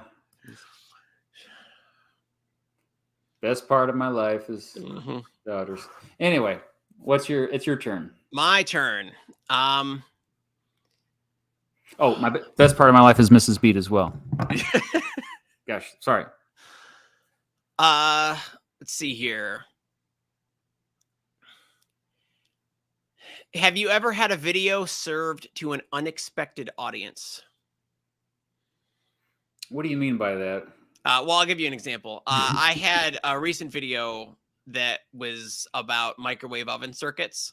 I like that video, by the way. Yeah, I don't have a lot of like deep knowledge about circuits. My knowledge of circuits is not vast. It is essentially but you took like apart your microwave. what I had to teach in an introductory physics class for electric circuits. But I learned this thing. I learned how the inside of the microwave worked on a rudimentary level, like how the circuit actually upped voltage and stuff. Mm-hmm. And I made this video to share that. I wanted to share that with everybody. I was like, oh, look at this cool thing. And it ended up getting served to super knowledgeable electrical engineers and electricians. And they were like, this is so rudimentary. I expect more from you. And, but this isn't very deep at all. And you're using the wrong terms. And yeah, no, I can relate to that for sure. I think because you and I have also this in common, a lot of the videos we make are meant to be introductions. Right. We're not trying to reach out to the specialists, the ones who are already relative experts in their fields. So yeah, I mean, and that's one of the best parts about, I think, what we do is Professor Dave said this. I didn't realize the term was describe me as well, but you would fit this category as well. But we're generalists. Have you ever been described as a generalist? Like you're just somebody who, yeah, you don't go too deep into a topic, but you got a lot of topics that you know about, at least at the superficial level. And yeah, one of my big goals for my videos is just that people will explore further on their own, that I'm just the tip of the iceberg. You go underwater without me. Hopefully this is enough to get you started and at least pique your curiosity. So I'll get audiences sometimes that show up that, yeah, they know a lot more than me on a topic for sure. They'll correct me. I'll add the correction cards. We've both done that. But yeah, I think, go ahead. I was going to say, and to be fair, I learned a lot of electrical terminology in the comments, Yeah. So we think, yeah, it's not like we're annoyed by them. A lot of times we're grateful for the corrections. A lot of YouTubers don't like that when you correct them. But I think that's an ego thing. No, I get stuff wrong all the time. And I think the most common thing that I always get people that correct me on pronunciations for my geography videos, my compared series. I think one thing a video that really stands out to truly answer your question here is I did a video comparing Rwanda and Burundi, two bordering landlocked countries in Africa, in East Africa. And, both are fairly poor countries. In fact, there's not that many people that even have internet access in those two countries. And so I just assume oh yeah, most of my audience watching about this would be, American or European. Or maybe certain parts of Africa that are in neighboring countries that are wealthier, but because they're two poor countries generally. I got a lot of people from especially Rwanda that watched that video and said I got it all wrong. It's You haven't even been here, you stupid American, but it's humbling. I'm glad that those people, because the video didn't do very well, because the sad thing is most Americans and Europeans, if they see a video about two small African countries, they're not even going to click on it. So Right. I just purely made the video because I was like, this gives me an excuse to like research these countries. I knew the video wouldn't perform very well, but the strange thing happened is that like within 2 days, 48 hours later, all of a sudden the algorithms like whoop were suggesting it like crazy. And I later realized, I looked at the demographics, a lot of the people were watching in Africa, and I thought it was pretty cool. But also, it's like what I've tried to do ever since is like reach out to people that are actually from these places to read over the script and make sure I got it. I mean, I did that for the Palestine Israel video. I was very worried about that one, so I made sure I had somebody that, who was a Palestinian look over it, somebody who lived in Israel. And I want to do more. I'm actually releasing a video about the Philippines coming up, and yep, I found somebody from the Philippines to fact check me. So I wish I could do that for every video. Oh, thanks, Dante. Good to see you here. Okay, well, here after we're done, I'm going to try to remember to answer that, because honestly, that would probably take 5 minutes to answer that question. All right. I think is it my turn? Yeah, that's your turn. Okay.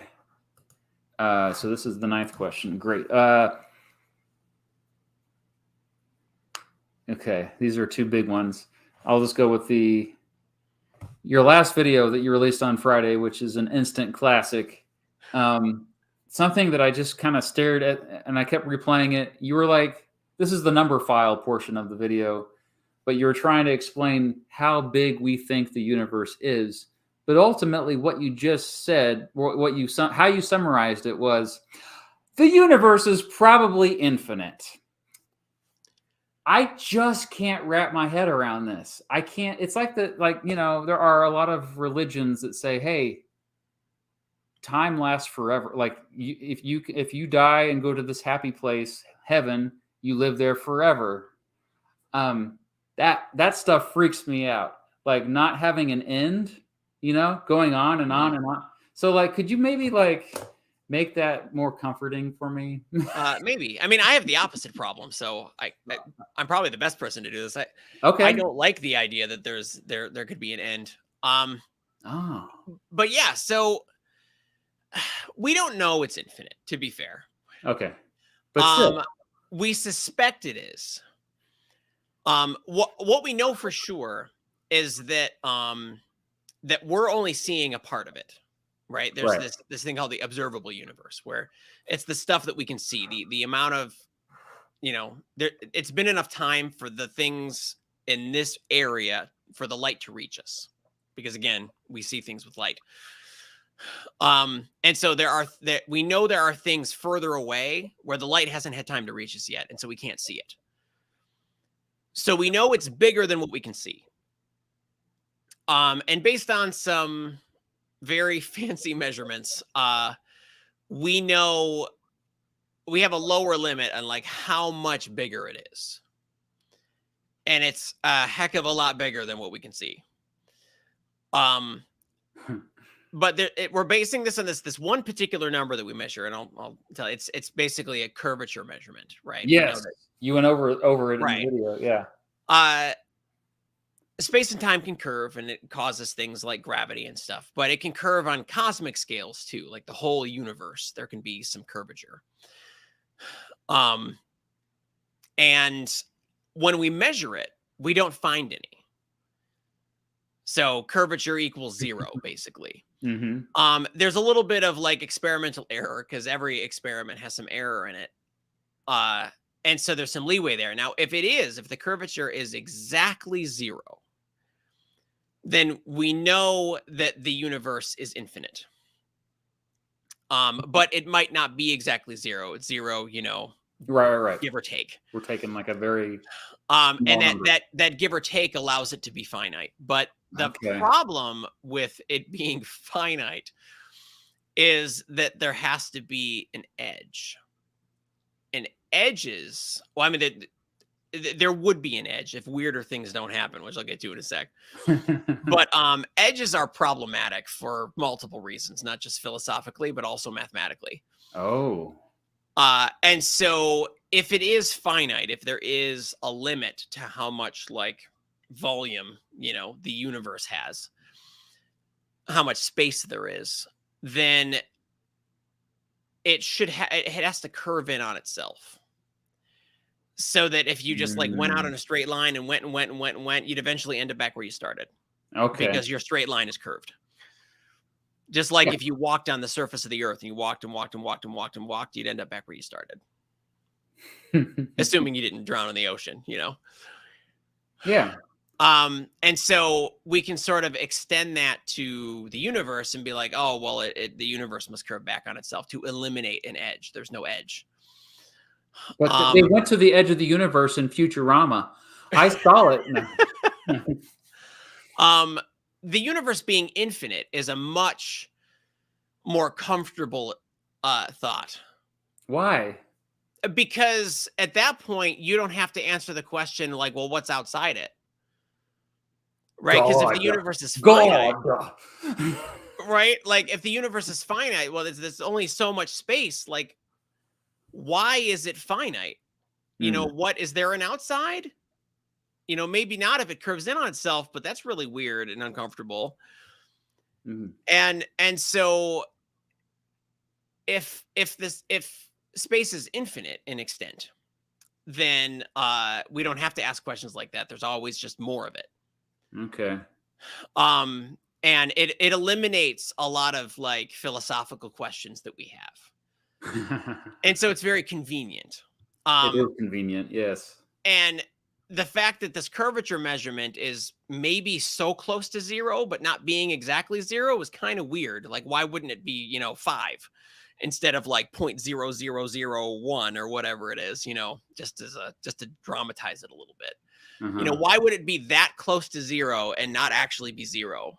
And so we just assume it is zero, and we assume that space is infinite because it's a more comfortable prospect than the alternative. Huh. And I don't know if that helps you at all. It does. It actually does. Finiteness is actually a problem when we're talking about the entire cosmos. Well, it just leads to way more questions, right? Right. And so infinity actually raises fewer questions and makes us more comfortable. Yeah, wow. No, you've definitely shifted my perspective on that. Good answer. Man, can you top that question? I mean, let's go with the last heavy one here. I guess this isn't really heavy. It's just deep. If you had a window that would let you watch any event in history exactly as it happened, so no biases, no dramatizations, and it's not a time machine, you're not going there, you're just watching it. Mm-hmm. What would you watch first? Well, I answered this in a video a long time ago, but maybe I would change my mind. In that video, I said I would like to see the Tsar Bomba going off, which, if you don't know what the Tsar Bomba is, it's the largest, the most powerful nuclear weapon ever dropped. The Russians dropped it in 1961 in northern Siberia. It was so powerful they couldn't go, like, after they dropped it, the guy that dropped it had to get like I think barely got away in time. It's like, let me see if I can look up how many Hiroshimas it was. In terms, it would have the power to take out like 1 million people instantaneously. That's how big the bomb was. But the older I get, I'm thinking like maybe it would be cool to see like humans, and a human interaction. I've been thinking a lot lately about the JFK assassination again. I went through my phase when I was like in college. I like read a bunch of JFK assassination books, and now I'm planning on a video as well about that. So I'm like kind of looking at that sometimes, and you know, all the theories about it and all the confusion and just being there at that moment, it would be kind of, or I guess we're looking through a window. Just We're like not there. just like a window. It's like a Yeah. TV screen that lets you watch events in history. I mean, we have the Zapruder footage, so maybe I don't need to see that because that's the window. So we have to go before before the motion picture, maybe even before the photograph. I don't know. So maybe I've always been fascinated with assassination. So maybe the Lincoln assassination, then because I said earlier I had a video about that. Like, just it's crazy how that went down. You think about it, it's just crazy. And he's the guy that most Americans say he's the best president we ever had, and for it to be just so easy for just some weirdo actor dude who basically was the Brad Pitt of his time, walk in there and then without no bodyguard at all, just walk right up and do that, jump onto the stage. So something like that, where it's just like, I don't know. Is that yeah, Henley, it was mind blowing. It was mind blowing. Yes. It seems like a lame answer though. That's a lame answer.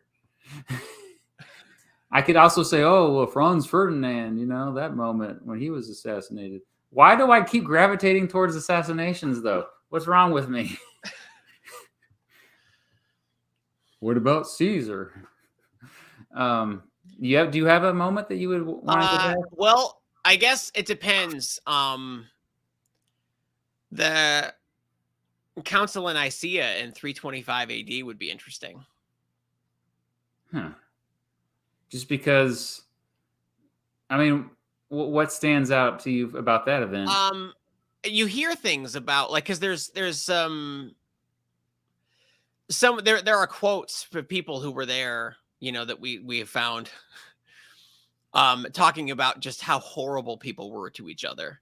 Oh. And I'd like to actually see it myself, like, were they actually horrible, or Yeah. are you underselling it or overselling it, But if I had a fast forward button on the screen, I think that I would want to watch the Earth form. Oh. Yeah, that would be pretty cool to see that. To see how life began. Yes. But it'd have to have a fast forward button because that took a long time. I mean, other things that, in terms of like more recent, like I always think about the Constitutional Convention, to be sitting in that room or peering in the window in Philadelphia when they're creating the Constitution. That would be pretty cool. Maybe like the tennis court where they the French Revolution got started, where they did the tennis court oath. Like, the French Revolution is always really interesting to me too. It's more exciting than the American Revolution. Like a bunch of key moments in revolutions, I think, like how revolutions get started, always fascinate me. Like this is the moment, where they all decided. Because you think about it, at the time, it wouldn't be that big a deal. You don't know it's a big deal until well after, like, right. So maybe there's even something that's happening now that's actually causing a revolution in the future that's going to dramatically change society, but we just don't know it. Yeah, I mean, at this point, we basically record everything, so yeah, we can. That's I think about that all the time as well, about future historians, because they have so much information about this time. How are they going to sort through it all? Already, Google is like really bad at looking up old stuff. I mean, we have certain websites like that archive, older websites, but we're losing so much even that's recorded on the internet. Mm-hmm. Think about how do you decide what's important? Yeah, exactly. I mean, we don't even look at like, I would say, a tenth of our own pictures that we take on our phone. The only reason why we look at our old pictures is because it pops up automatically on our smart speaker, in our kitchen, like, which is really cool, by the way. Like, saw a picture today. It's exactly 3 years ago, which was during the lockdown, during the pandemic. And I was like, oh yeah, that was a fun hike that we took that day. But yeah, there's just so much data, so much information. How are they going to do it? And they'll probably have an AI do it. Oh, that's how they're going to do it. That's right. There we go. Comes full circle here. All right. I think we're up to our last question. Yeah. I did teach in Omaha, Broad. I taught at West Side Middle School and West Side High School for a little while when I student taught. All right. My last question to you, Nick, is, I better do the ticker. It's a deep one. I actually tweeted this question out, and I was a little disappointed with some of the answers because so many people like to add caveats, and I know you probably will too. That's okay. I don't want to but is every human capable of rehabilitation? And when I say rehabilitation, I'll read you the definition. That's just from Webster's. The action of restoring someone to health or normal life through I can't read my own handwriting, through therapy or some kind of treatment after imprisonment, addiction, or illness. So the action of restoring someone to health or a normal life through bringing them through therapy after imprisonment, addiction, or illness. Is every person capable of rehabilitation? I would say yes, but I'm going to follow that up with some nuance. Caveats. I knew Yes.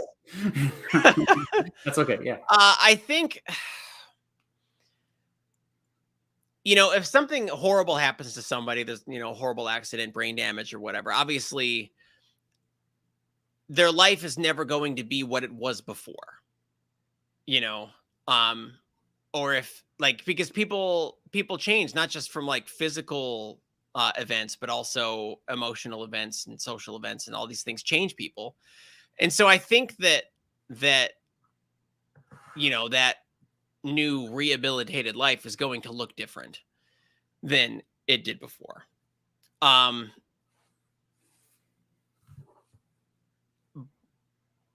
so I think that everyone is capable of reaching a place where they can at least,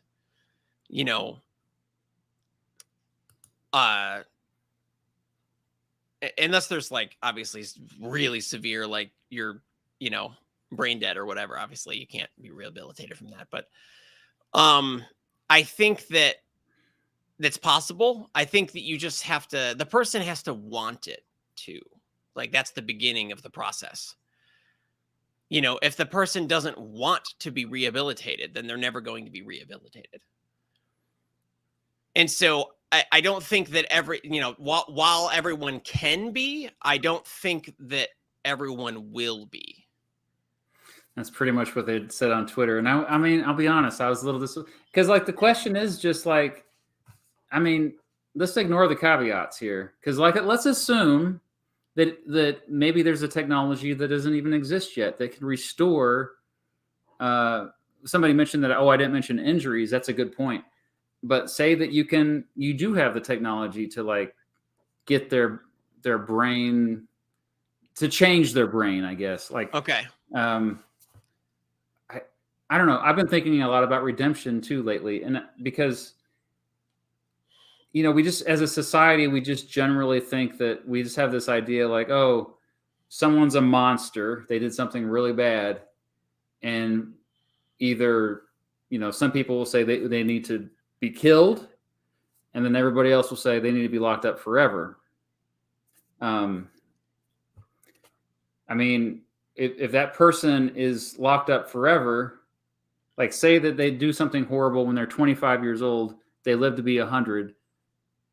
Are they not going to, when they're 100 years old, or let's just say that when they're 90 years old, It's just not like It's not even the same person. It's not the same person. Like I always say I would not get along with teenage Mr. Beat, like, or, Right.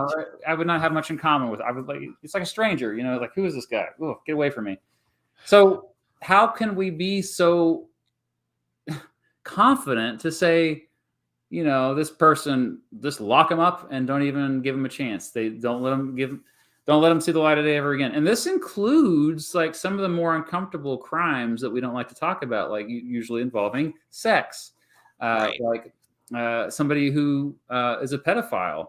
That's the worst thing to be called in society, like that's the thing that, like, people were like, cut off his hand, like, and they're like, yeah, and we'll still, like, it's obviously an illness.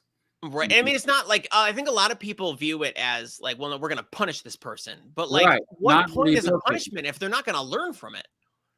Well, I mean, if you punish someone too, that doesn't necessarily stop them from doing it Right. again. And so So like, they can do it again. I think like a prison is supposed to be where so you can separate people from society while they're not functioning in it, while they're Right. doing horrible things to people. They'll still harm people, so you got to lock them up. But And then like at some point, if they want to rehabilitate, I think that it's possible through, various avenues to rehabilitate a person so they won't be that person anymore.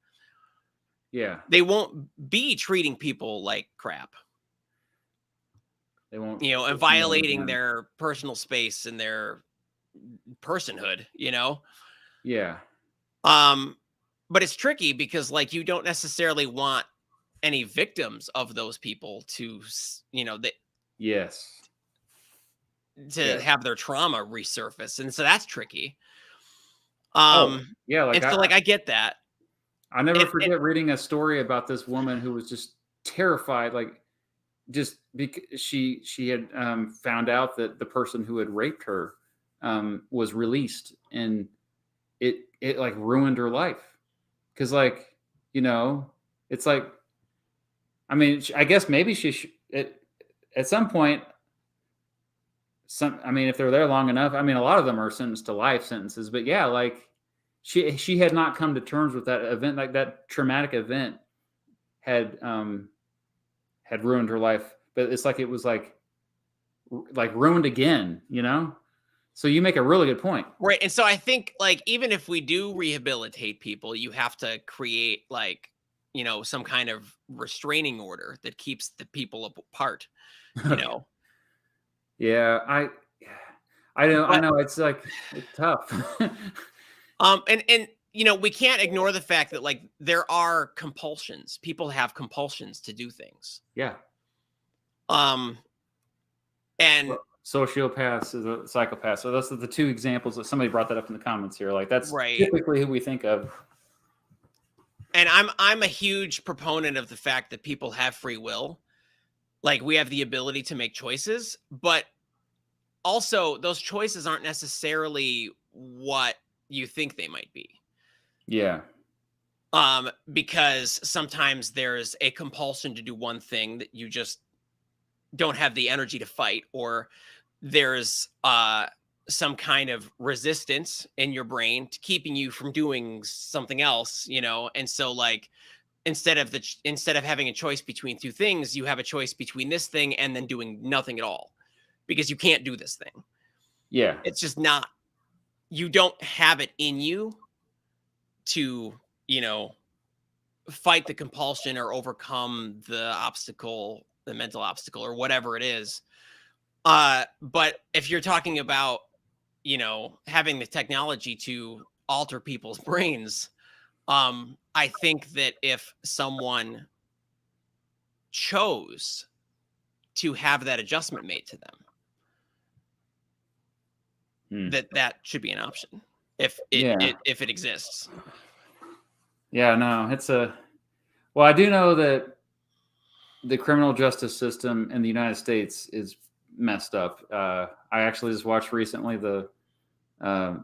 that show that Jon Stewart has on Apple TV. He did a whole episode about, the the thing that really frustrates me the most is you get a lot of people in prison that it's for a simple drug possession, and it ends up, it's on the record a lot of times for the rest of their lives. They can't get it off their record, and a lot of these people, they can't even vote anymore. It's like they lose their right as a citizen. So that's really, I mean, I know we can focus on the extreme examples, but I think But that I think people should be able to vote from jail. I do too. Everyone should Yeah, have the right to vote. I Like, mean, I they're don't still understand. citizens. Yeah, I mean, politically though, that's probably not going to happen. I mean, there's no political will for that to happen. That's Yeah. pretty radical to say, actually. Right. But I mean, at the very least, they should get their right to vote back when they get out of jail. They serve their time. They are different people than when they. I mean, my second favorite movie of all time is The Shawshank Redemption, and that had a big impact on me because before I first saw that, which I think I was like 18 when I saw it, I had this very childlike view of, you do bad things, you get locked up, you never get out. Like, it's a very childish notion, when we're always changing. We're always changing, and I think I'm a better person now than I was probably at any point in my life, except the first few years of our lives when we're young and innocent before we're corrupted in middle school.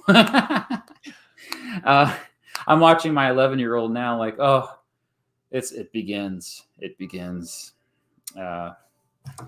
Anyway, my phone's making weird noises.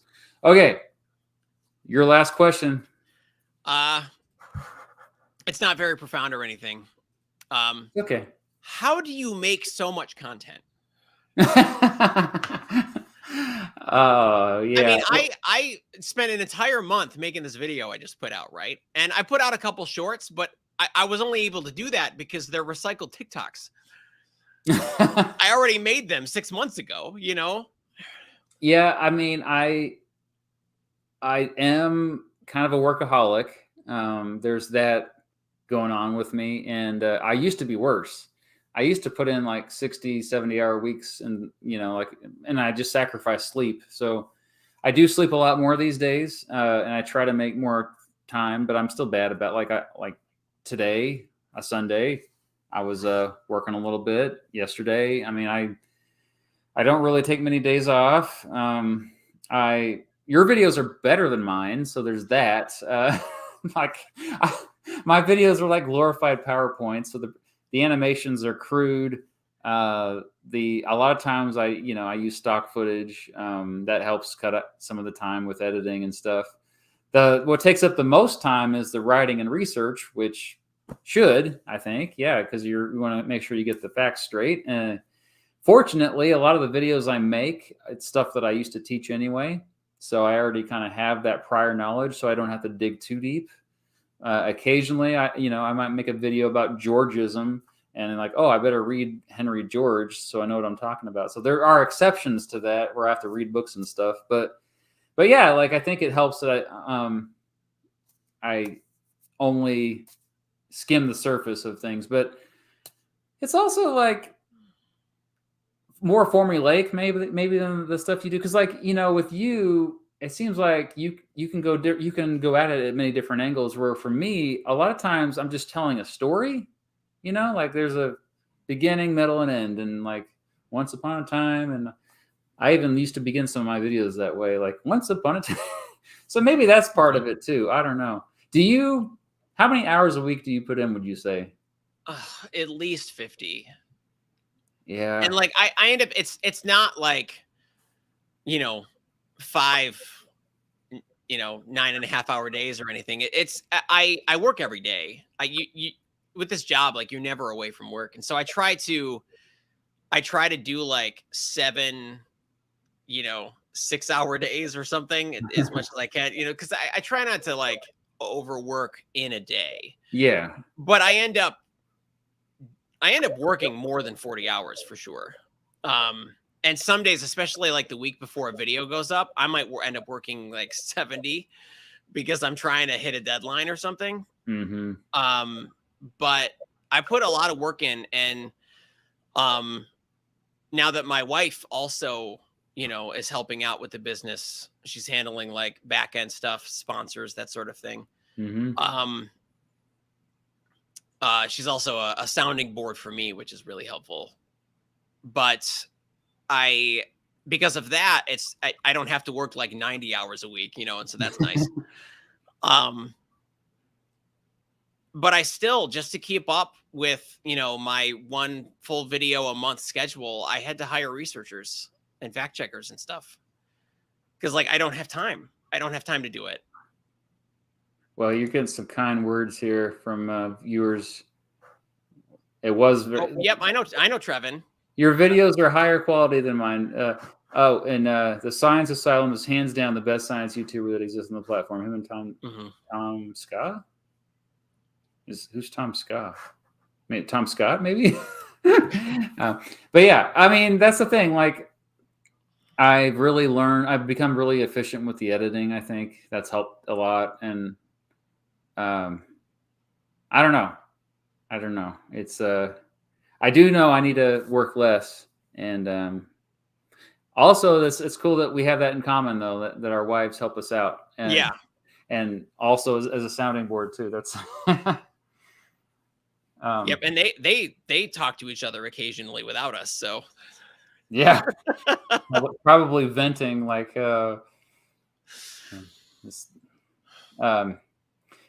right. Well, I was going to answer Dante's question. If you have any questions for Nick here, the Science Asylum.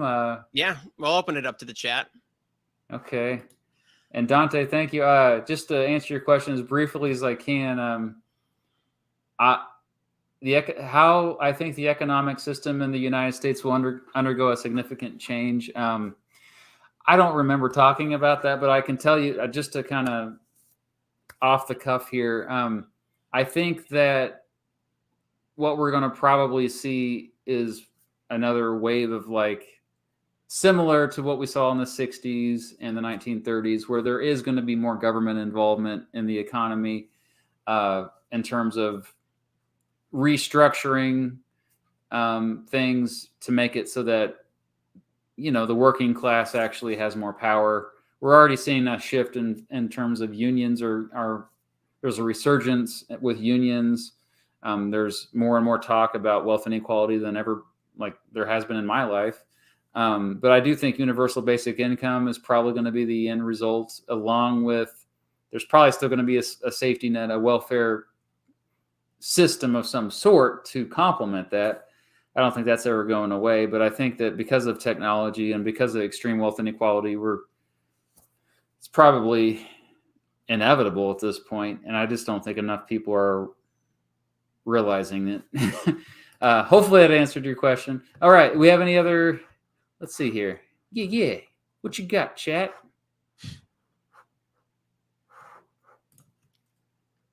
Oh yeah, you knew that George Washington was president from 1789 to 1796. yeah, I knew that.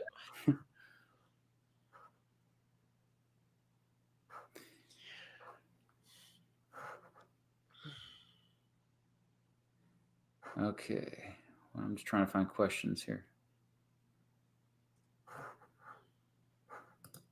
What's your favorite specialty of science? What's God S? What's that mean? I don't know. So what would you say are you most comfortable talking about? Which field of science or branch? I like. I mean, obviously, I like physics because that's what I got into. But I am always so fascinated by psychology. Yeah. I just think it's so cool that we're like trying to understand people, even if we don't always do a great job. It's fascinating. I've always been fascinated with people in general. People watching has been a thing that I've done since I was a little kid. Trying to this social interaction is interesting. What are you doing here? How is this working? Why are you doing that with your eyebrows or whatever? I try to analyze everything. And so psychology's cool. I like it. It's, I know people try to like be like, oh, it's a soft science, but like I don't even know what that means. Soft science. Like I feel like that's like saying that like rap isn't music. Of course it's music. Yeah. Psychology is science. Like I don't understand. I just think if it's a soft science, I just think it means it's more difficult to take out the human imperfections, maybe.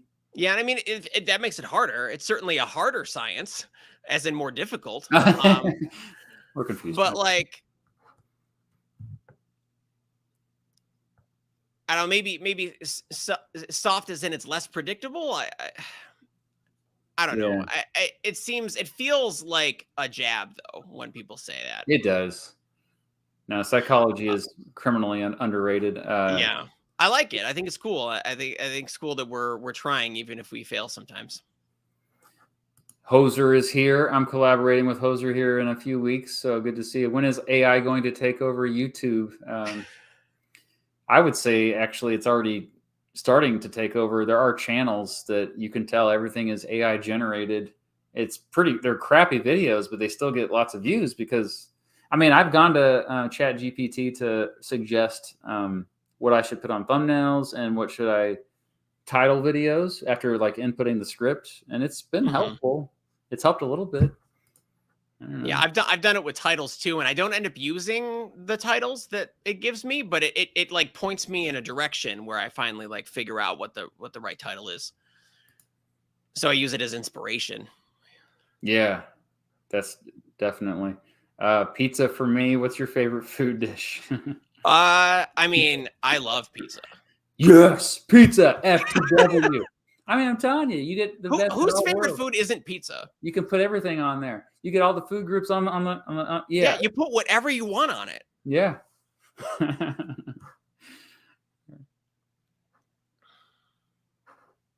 Okay. Harrison, what traditions would you like to see be reintroduced to U.S. education? Reintroduce? I mean, more real world stuff. Like I know. Oh yeah, sure. Yeah, like my mom was telling me when she was in high school, like it was mandatory for, at least at her high school in the 70s. Everybody had to take some kind of home ec class and learn sewing and cooking and stuff like this. I feel like that's been pushed to the side. Yeah, and I mean, I still remember how to sew because of that class.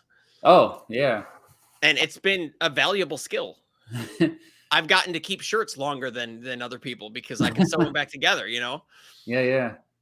At least if they break at the seam. But I think teaching everyday math skills, how to do your taxes, how to, estimate what your groceries are going to cost as you put them in a cart, budgeting. Yeah. Mr. Terry is here. Good to see you.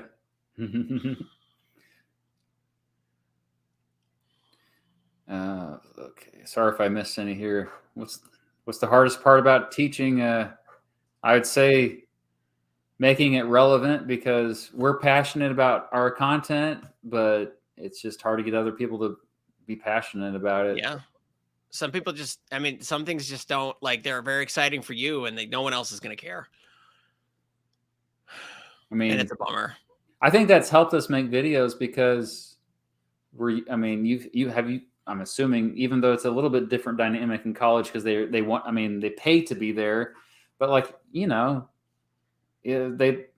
not going to be like, when you're staring at 25 people looking back at it, you're just kind of, their body language is not good. Yeah. I mean, you're still like, I always say that teaching is, it's not about, it's only like 1/4 about giving them knowledge. The other 3/4 is performance. Yes. You just have to keep them interested. And I generally did that by being ridiculous in classrooms. Yeah, I was the type too that I busted out my guitar. I would just start singing to them. I would jump on my desk randomly. I would I did whatever I could sometimes just get their attention. Yeah, I try to keep them involved. Like if I had I was going to do like a physics problem on the board, that something was falling out of a tree or whatever. Just for fun, I'd make it a squirrel or something, and then I'd get the students involved. I'd be like, okay, start giving me numbers. How high is how high is this branch? Like how long does it take? How long does it take for the squirrel to hit the ground? That sort of stuff. And then they come up with numbers, and then I try to pick the most ridiculous numbers I hear, so that the answers come out absurd. And then we can talk about like, okay, well now let's think about these answers. Do they make sense? Would this happen in real life? And so like I tried to teach it as if it was, I tried to get them thinking. It wasn't just about doing stuff. Oh, teaching them how to think, not what to think. Right. That always playing the devil's advocate was something I did too. It's like, I wanted them uncomfortable. Making them uncomfortable was one of my daily goals. Like, oh, you think you have the world figured out, Mr. 15-year-old.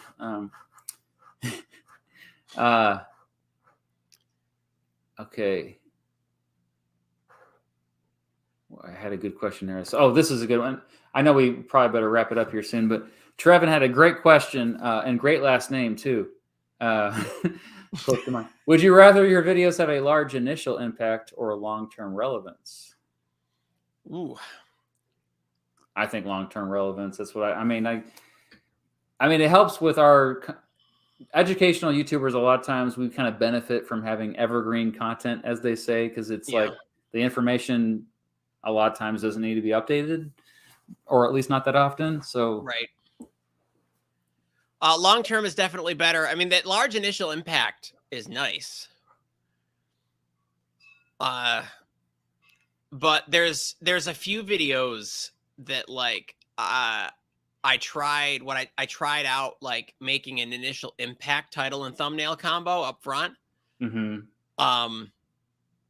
I don't know if this is what they're asking, but and then about 6 months later, when everything died down and it settled down, I made the title more searchable and the thumbnail, more like descriptive, so that people that were hunting for the topic would find the thing, because it's probably not going to come up in their feed randomly at that point. But if Trevin means like societal impact and relevance, I don't know if most of my stuff has either of those things. Yeah. That's not the goal. Right. I mean, I'm not changing anybody's lives. Well, but again, you can get cheesy here. You could say it's always the goal of making the world a better place. Yeah. I mean, I like it. I like that, people are getting educated and stuff. That's great. That's always good. I mean, that's an impact. But I'm not like changing the world or anything. But when I watch your videos, you get me thinking in ways I've never thought before, and I think that carries over to a lot of other things. So I would say you should give yourself more credit. Will you watch the Premier League anytime?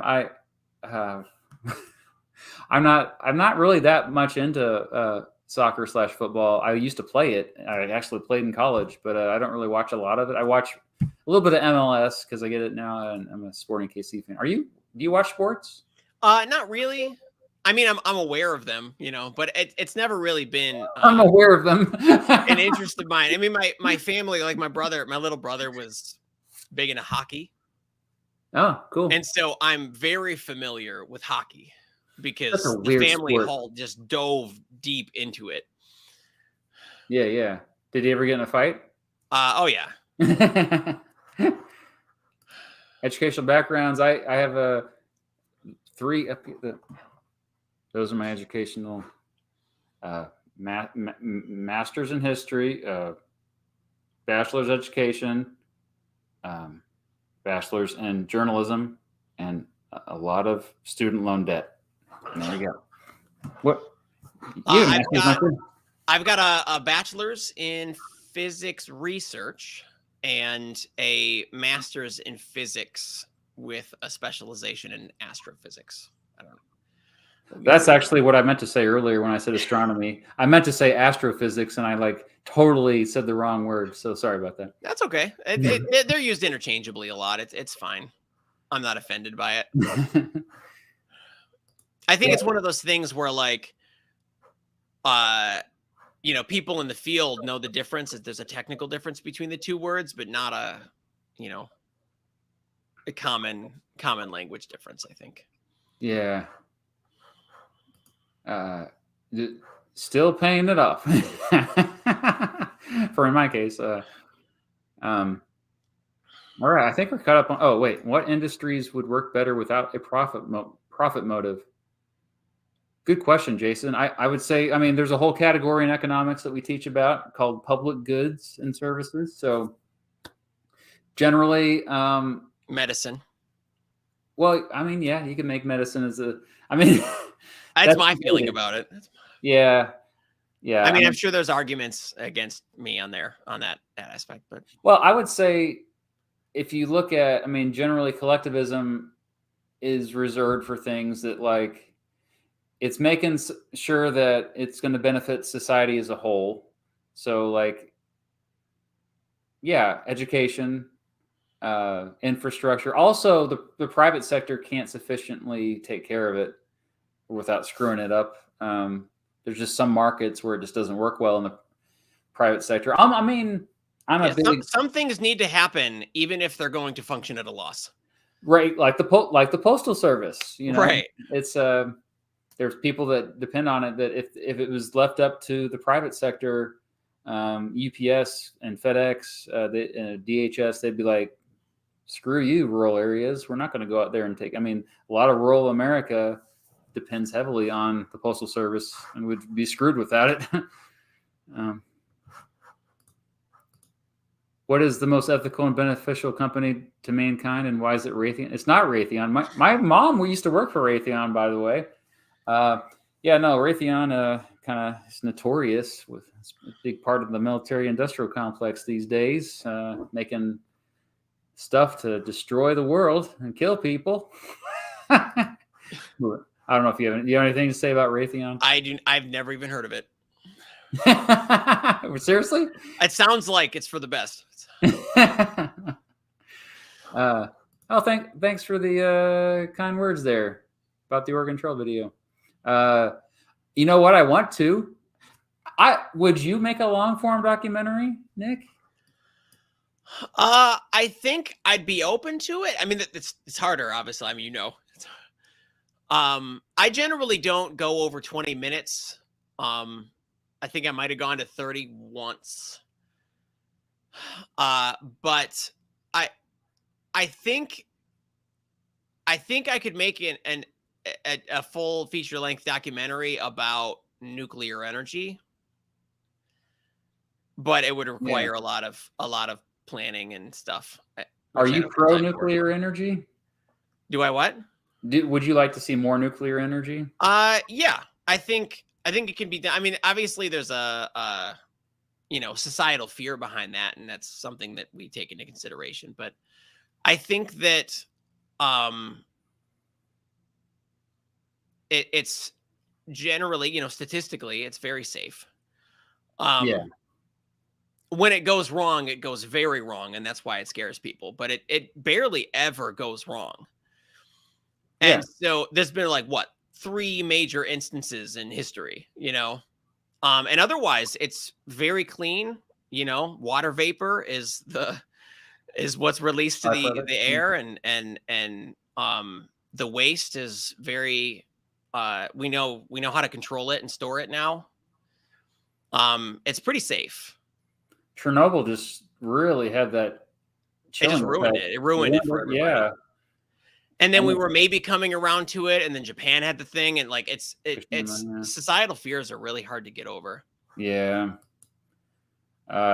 Jake says, would professors make better politicians? Elizabeth Warren, she used to be a professor at Harvard, I believe. I think she's okay. I mean, I don't know that that's generally true, though. I think some people make good politicians, and I don't know if being a professor makes you any more likely.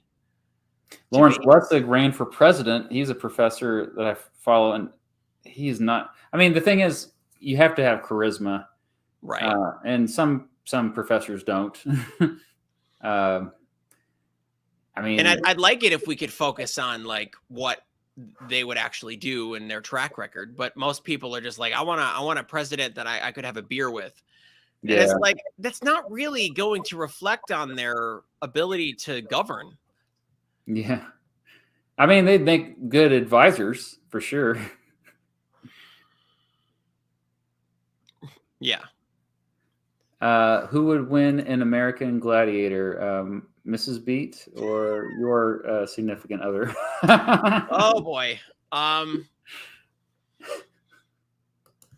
We don't have to answer that. I don't think it's a good idea if we do. Yeah. We're gonna just glide right past that one. We'll take a couple more here.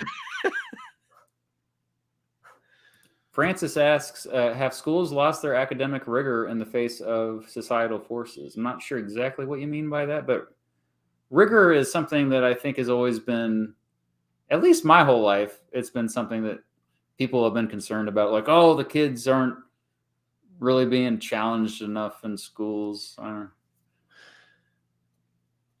don't know. I don't think that's true. I mean, as far as like college goes, my experience there wasn't a lack of rigor, it was a lack of direction. Every group within the organization has a different opinion about what college is for. Yeah. Teachers have one opinion and administrators have another opinion, and then students have a different opinion, and so like it's very difficult to like market it and direct the academics when you don't know why it's there. Yeah. I've talked about this a little bit with other Edutubers in streams, and I think it's like the biggest problem with schools, I think a lot of times, is we don't cater to the students. It's too standardized. It's too one size fits all, which makes sense because it's easier that way, and don't necessarily have all the resources we need, especially public schools. But I think when how schools should be run doesn't scale well. Yeah. Yep. That's a good way to summarize it. This person has been trying to get my attention. I was like, they spam in your chat. Okay. I see you. Yes, I knew that. I made a video about this. Yes. He keeps saying, answer. Do you know this? Answer. Okay. All right. Some people get real intense in the chat.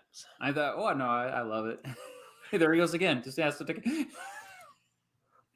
I do have some more European comparison videos. Oh yeah, that'd be good to do. Czech Republic and Slovakia. Yeah, those are on my list. Anyway, I think we'll wrap it up here. It's been about 3 hours after all. So I really enjoyed talking to you, Nick. Thanks for doing this with me, and it's just a great excuse to just hang out, isn't it? I agree. And you know what's weird? It's when we met. By the way, it was 2018. Oh, 2018. Sorry. That's all right. You weren't sure, and I just want to confirm. When I went to those like conventions or whatever, and I thought for sure I'm gonna go there. I'm gonna link it up with all these science people, and then I ended up making friends with several humanities creators like yourself. And it was just this very surprising outcome. Yeah. I tried so hard to connect with like other physics people, and it just wasn't clicking. And then, I met you, and I met like, alliterative, Avon and Mark. Yeah. And we all just clicked. Yeah. Knowing better.